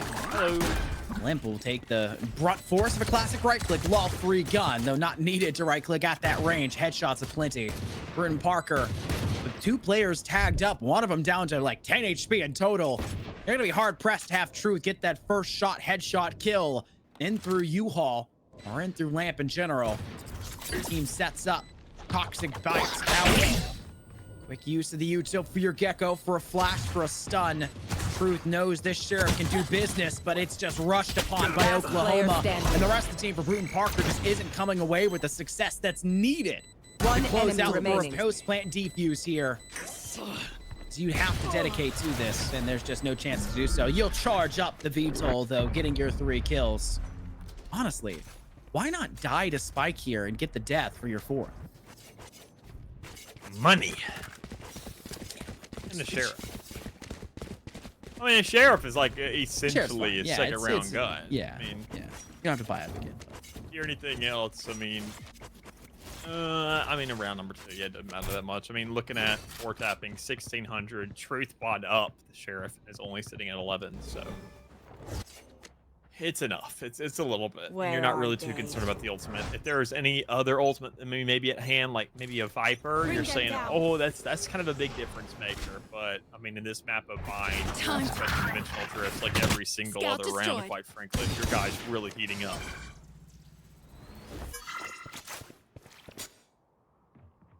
By the way, Oklahoma with the denial of Bruton Parker's pistol round win that they were so good within that first half. Puts this at a nice 8-5. You got to see Bruton Parker extend for these kills. You see them pop flashing around the corner. Caps does get their 1, but losing their teammate first and then themselves right afterwards puts Bruton Parker still at a disadvantageous position. 4 tapping still with the Sheriff from last round. Honestly, got a pretty good spot to continue to lie within. One Wait, enemy second remaining. chance now. 3 kills in the round. It is just Winders remaining. Able to cut down Samo. Not much you could do, but 4 tapping! 4 kills! That's exactly what Bruton Parker needed after losing the pistol. Recovered for the bonus. And now, with having lost most of your players in that round, everyone's gonna have to buy anyways. Heading to the round 3 of the second half with rifles, with a contingency plan, and Oklahoma have nothing. Just classics, just Sheriffs. Just don't let them thrifty you like you just did prior. What a round for Bruton Parker. Set the tone defensively. You're going to see a rundown for Oklahoma. They want a short. The Sheriff makes a difference, brother. Comes out on top Poison and orb emitted. makes an impact, makes a play, and especially when it's in 4 tapping's hands. I mean, that's why you say. Poison's off. I'll take that over dimensional drift every day of the week, getting yourself around. But I mean, considering already, I mean, Oklahoma having a good stance in this half, making sure to really just get things rolling. But even still, this round is where things get a little bit sketchy. No pun intended. Already getting themselves Spike underway. down A. With the Phantom in hand, you're expecting the kills in their direction. But still, at the end of the day, it's relatively even as the dust kind of sets. But we got to look at the health. Toxins That going dimensional up. drift now coming out with a player, 4 tapping, only having 5 health remaining. But good God, we've seen this guy close out 2 kills with 17 in round number 3. So really now I'm back. 4 tapping gets a lot of information with the VTOL, and now can use that as a way to get over to the regrowth sky. This is a shot opportunity for 4 tapping, and Benji not able to stay alive. That evens the odds for a 2-on-2. But since Oklahoma played planted. it for the rundown through Lamp, they got a lot of rifles, One honestly, enemy on their remaining. hands. And Miles. those are so dangerous in the right hands, and Oklahoma is that. But now Polar, having lost Civ, puts them in this spot where they don't have a rifle, and they've got to extend one direction or the other to gain the one that was just dropped. It's just a Sheriff. Perfect chance. Is it the knife? No, it's just a rundown with a classic 4 tap and securing the final. And Bruton Parker avoid what could have been a disastrous round result after just taking the one prior pretty darn well. Oklahoma, you had so much going for you. But the isolation of Benji too far behind the team for the TP, and 4 tapping reading that, and then not being squared away in a post plant, not inside cubby, not inside tube, giving away the kill off towards Civ. those are your disaster points, and those are your win conditions for Bruton Parker to cut down those 1v1s, win them out, because you genuinely believe, Dallas, that they are the better team here. They're the better gunners. They're the better players, and they have to show that, and they did so well. I mean, already, Oklahoma on this attacking side, this really has to set things up, obviously. I mean, considering that you're running this double initiator, it should be reminiscent of Ascent almost. I mean, you have all the tools available to just make your Raze's life easy, but the one thing that you're kind of missing, though, is the flashes. That's a big thing that's a trade-off there. You get the dizzy, sure, but it's not the same. It can be shut down. It can be shot, but it's information. So long as you have enough allocation there to kind of back it up, and already Spike you just down, don't B. have it in a round like this. A lurking Raze trying to push through hookah, cannot find the time of day, ends up handing a gun over to the other side, and well, in 2v5 situation. I mean, we've seen crazy things before, but I mean, this should just be something that's set in stone. Yeah. The hieroglyphics are already written in the sand. They're marked on the sandstone walls just to your side. And it's not even a hieroglyphic. It's written in plain English, folks. This round is there for Bruton Parker. They're going to take 3 now in a row, and 4 tapping off of the just ridiculous stat line they just prowled up for themselves out of nowhere in the second half with the 4K, with the 3K back, with the early operator killing around prior. They've got operator. They got the boomstick. They expend their currency to do so, and they've been paid off already for it. And it's something that Oklahoma either need to find a way to circumnavigate or just avoid. And I'm sorry to break it to you, it's going to be hard pressed to avoid it when they gamble correctly and they're off inside A short, and that's where your team is stacking up for an A-sided push where truth's in your face. The rest of the team is engaging quickly, and you have to refrag where Tommy Gun, with a pretty big choice here for Oklahoma, despite the eco, buys up a Vandal, and it pays out. I mean, gun still in hand. Over on that A site, just holding things down, and even then, while sure, Oklahoma seemed like they would definitively want to go to the A site, we have the luxury knowing they don't have the luxury of choice. Yeah. They kind of have to. Already being absolutely corralled. Just circumnavigated in this map. You see that, well, here comes Limp on the flank, a second behind him. You expect the first, you don't really expect the second. And even this One enemy remaining. Intel. Just getting all these players right up, and just hurting them into these 2 remainers. So a 9th round here for Bruton Parker, a comeback and a half that I've ever seen it. I mean, considering the map ended up in that first half 7-5, sure, but I mean, Oklahoma, you're expecting things to really start to kick up into high gear, quite frankly. I mean, their retakes were outstanding. So where's that same attacking prowess on the side where it's supposed to be expected? Honestly, Dallas, did you hear about what they're trying to do in R6? Pro players are complaining about Z pinging. If you removed Z pinging in Val, like yellow just pinging? yeah, like without, like not live pinging, you know, like we'd have to hold the scan for a drone. They want to remove yellow pinging, Z pinging. That's the default. That's something for pros. That's okay. But for everybody else, It'd be awful. It'd be horrible for the state of the game. And Yoru, if they tried to do that in Valorant, Yoru would lose such a huge point of control with that VTOL. You'd have to face camp every player, and that would maybe put it a little bit out of comfort for 4 tapping, who is all over the place. Talk about the established control you gain off the back of that one. There's the boomstick. Say his name, and it swells through the kill feed. Player standing. Second one now, maybe potentially here. Just spike out in the open, though. It's in hookah. It's theoretically not known, but it's mostly known. You got to swing this polar. You know they're there, but Limp steals the limelight. Double digits. Is it the checkpoint? Is it the chokehold? It will have to be said, but Oklahoma, they can't even buy for this next one. It's another save round, another thrifty they've got to go with. And Tommy Gun is trying to test the waters. They guys, we can get a stinger, we can get soft armor. We get 1,300 on average. Where do we go, Sheriffs? It's hard to say. You're kind of at this point where you got ultimates. I think you kind of force it down. I think you go stingers. I think you have 1 guardian. I think you go for it because you've got 4 ultimates that could really just solidify your statement in the round and give you the next best shot. I mean, it's a situation where, I mean, we saw Bruton Parker start to really kind of get back into the game when we saw the investment of ultimates. Remember that round where we saw 4, we saw the Seekers, saw the Showstopper, the post plane, we saw the Vipers. This was a round we could have seen that same exact kind of emphasis of the ultimates, but you had so many players mowed down right off the get-go that it's not really a luxury you're being given. Benji with the sheriff. Out goes Truth, and that's the theoretical claim. You can maybe get that second rifle that was dropped in through mid. I don't know how much you're going to choose to extend for that. But you obviously have the one that was dropped from Truth just inside courtyard, and you can really choose to get the one that was dropped through mid instead. Tommy Gun has it. Caps though Spike down with Tommy Gun. As Civ's now the only one remaining, and it's a 1v3. Things are possible, but Spike's under full claimant and control of Bruton Parker. And now Caps has full information that you are there, and will just wall bang you around the corner of Octagon. Don't even let you in. It's Bruton Parker harp up for the 11th round win. Your win condition, Dallas, was having the Vipers pit be up and running at the end, and Civ did a good job of being the last player left standing, but the rest of the team couldn't survive, couldn't get kills. And having being the last player standing doesn't matter if you can't even get in towards site. I mean, just seeing how this is panning out. I mean, knowing that Oklahoma... Time to jump. This is just a tangent of rounds that obviously we saw during this first half being surmounted by them exactly. But it comes around to this point to where you gotta wake up. I mean, knowing that Oklahoma, obviously, entire, not just map on the line, but series on the line. And realistically, you're not stressing out too much. You're already set for land. You're looking good. You know your seating's fine, but realistically, you want to have something better to work off of. You want to have that emphasis. You want to have that advantage. But Bruton Parker, something about him, you can tell they wanted that much more.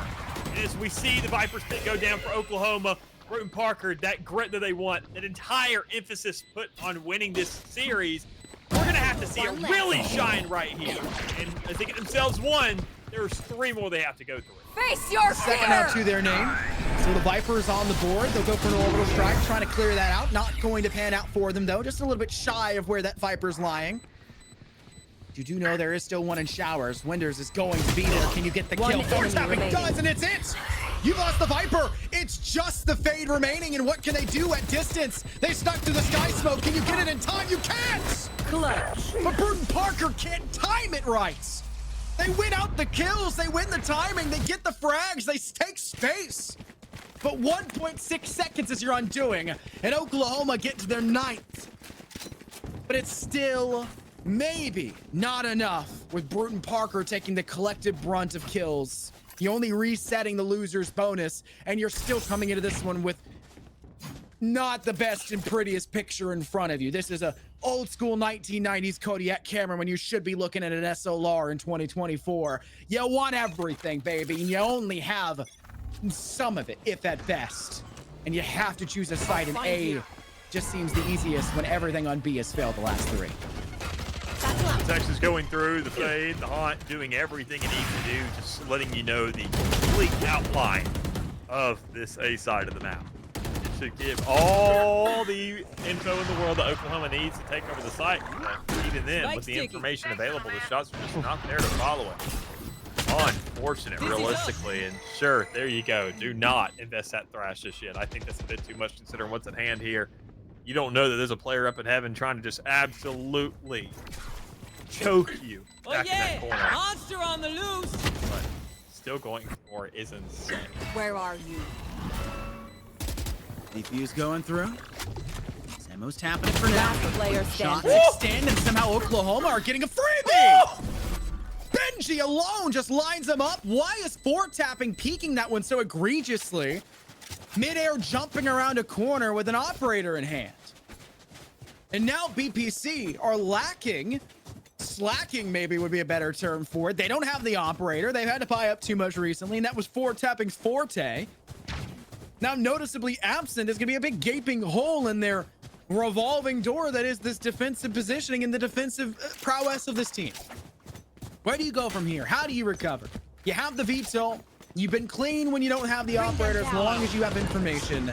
And you can see that being used by 4-tapping here. They're not off towards short. That's going to be a problem, but Truth is sprinting behind 4-tapping.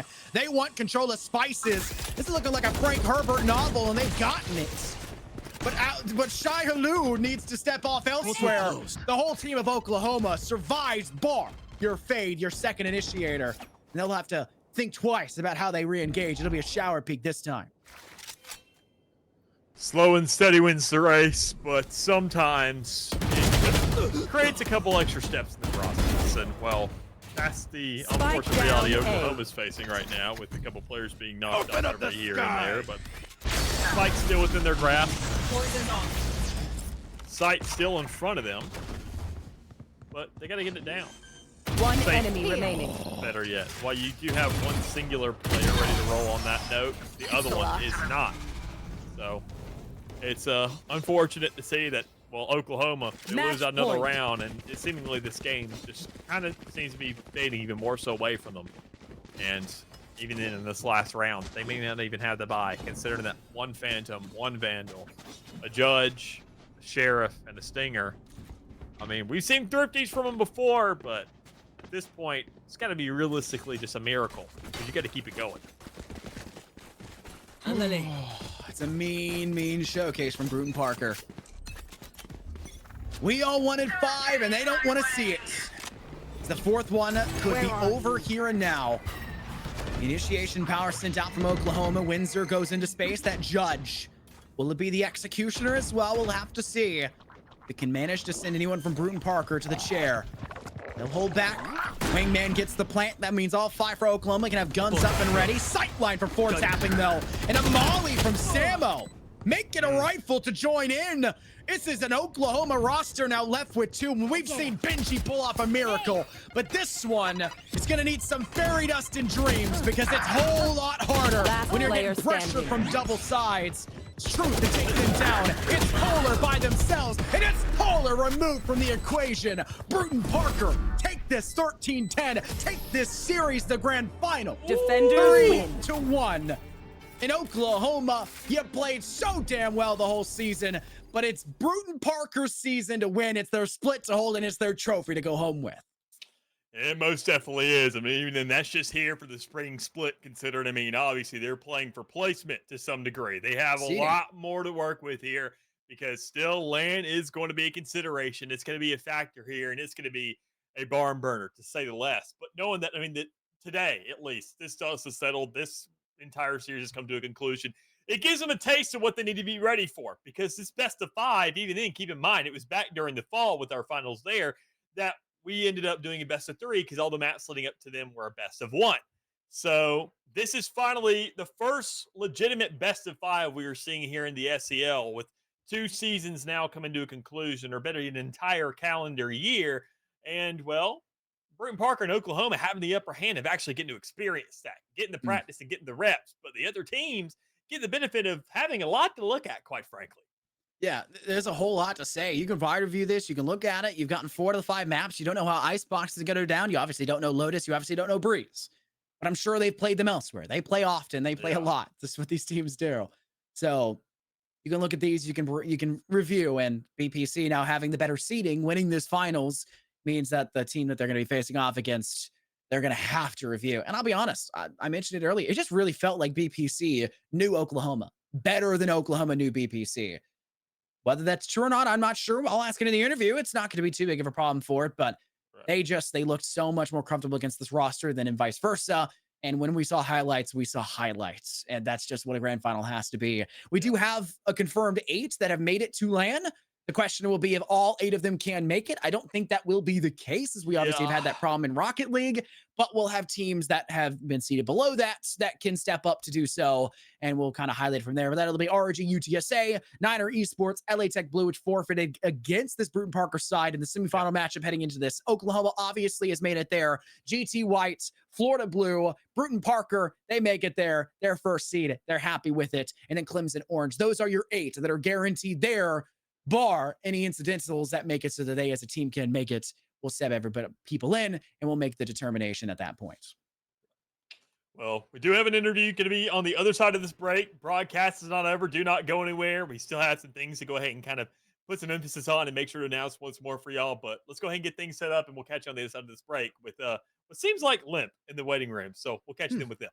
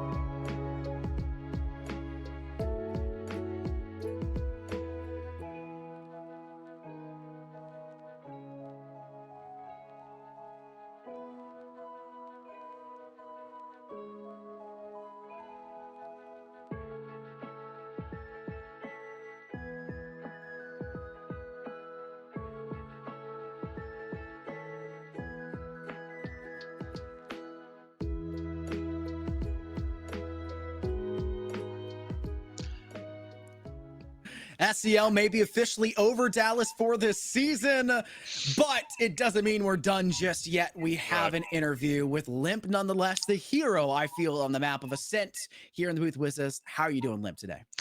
I'm fine, thank you guys. How are you? I am doing wonderful. Dallas is doing great. He got one less map than the rest of us. He's probably feeling exhilarated. I got $13,000 richer, but that's besides the point.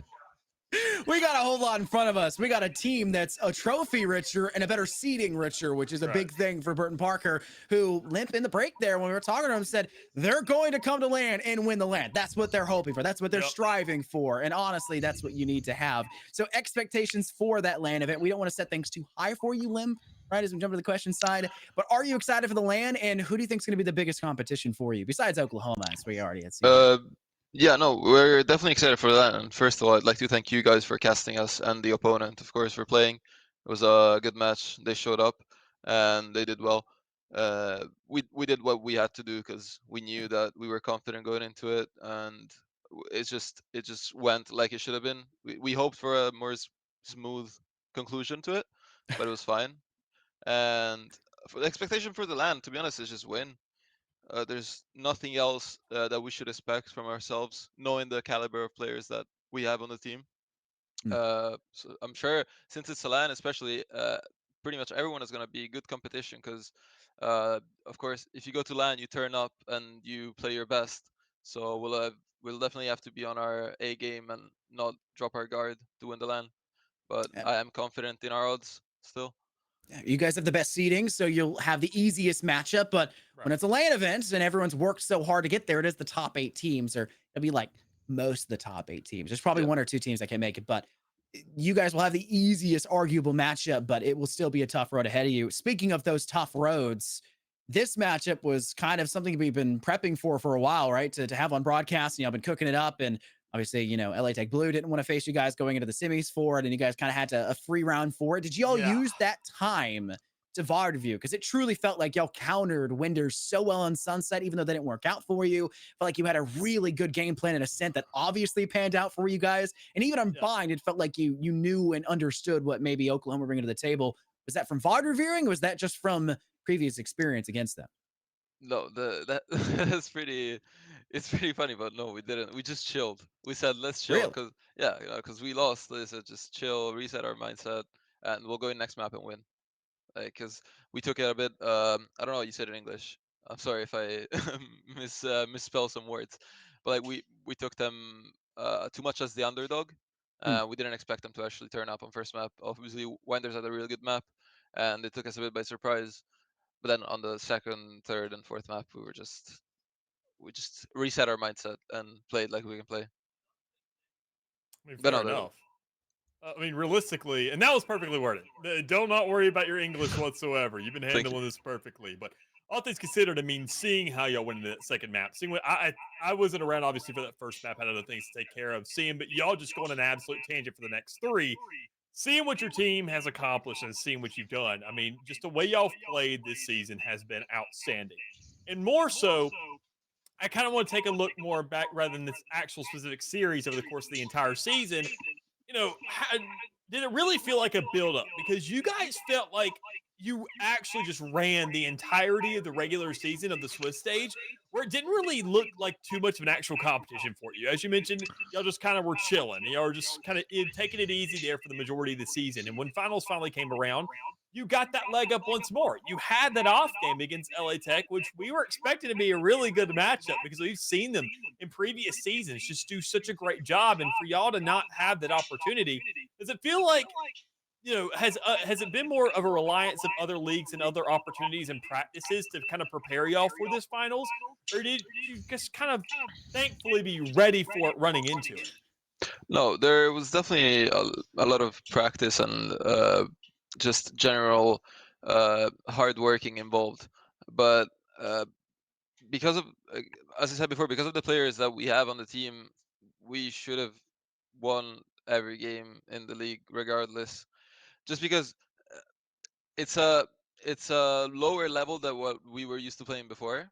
Most of the time, there are some teams that can put up a fight, but we went in confident and we showed what we could do, and that's just all that matters. We had our ups and downs, and that is partly dependent on us, partly dependent on things that are outside of our control and outside of the game, which will always happen. But Yeah. at the end of the day, we're going to the LAN. We're gonna be prepared for the LAN. We're gonna prac for the LAN, and we're gonna be ready. We're gonna show up there. We're gonna do our best. That's good to hear. And even then, I do want to go ahead before I ask the second question. I want to make sure this is set before I forget. I want to thank y'all for actually changing up the composition of the scent. We see so much Jet, KO, Sova, Omen, and KJ every single week in every single league we cast. And I think you guys are the first to change it up in what I've seen probably 2 months. So thank you for that. It actually made it interesting to watch for once. But Y'all ended it too quick, though. but honestly, yeah. And even then, it was a pretty good map. It was the biggest score differential we saw.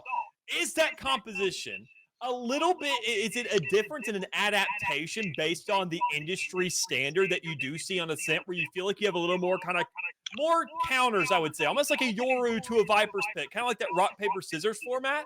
Or is it just more so that Ascent is just a tried and true map that every single one of your teammates know, where you're saying, we can play a little more into comfort picks and it won't sacrifice that much? No. We've been practicing that comp for around a month. We've been playing it in officials, and it's just we like the comp because it differentiates from the meta. And the meta in Ascent is like, if you're on the same level as a team, unfortunately, if you play default comps, the Jet who's gonna have the better game is most likely gonna win the game, Yeah. because they're just gonna snowball on that. So a way to counter it and control the game more is to play such a comp that avoids a lot of angles in attack, because you can wall off mid, you can smoke off mid, and you can just control the map in general. And on defense, of course, you have all the stopping power because you have Viper, you have Omen, you have Killjoy. So it's really hard for them to execute. We've been preparing. It's an EU comp, you could Yeah. say. We brought it over. We brought it overseas, and we used it here, and it worked. I will say, I'm thankfully I didn't bring over the entire ideology EMEA with you, because they like to rotate a lot over there in that Yeah. region, and you guys just know all gas and no brakes, and I gotta appreciate that. Yeah. It's a big difference as well, playstyle wise, between you and Oklahoma. They vied for a lot of map control. That was one of the big things for them the entire series, whether it was Sunset or anything like that. Was that like shocking to you, seeing them fight so in the face for a lot of it? Was that like something y'all expected going into it with their playstyle, or is this something like, you just, No. if it happens, it happens, and y'all can counter it? I feel like it's really dependent on the comp, because the comp they played, they had a lot of utility to dump, to take control of the map, whilst we didn't have as much. So we had to go for a more contact type of play. So if we want to take something, we can't really dump util there, because we're not gonna be able to take it back unless it's a Gecko flash. And they had Breach. If I remember correctly, they had Breach, Gecko, and I think Fade. I think that, but they had a lot of util to throw at us.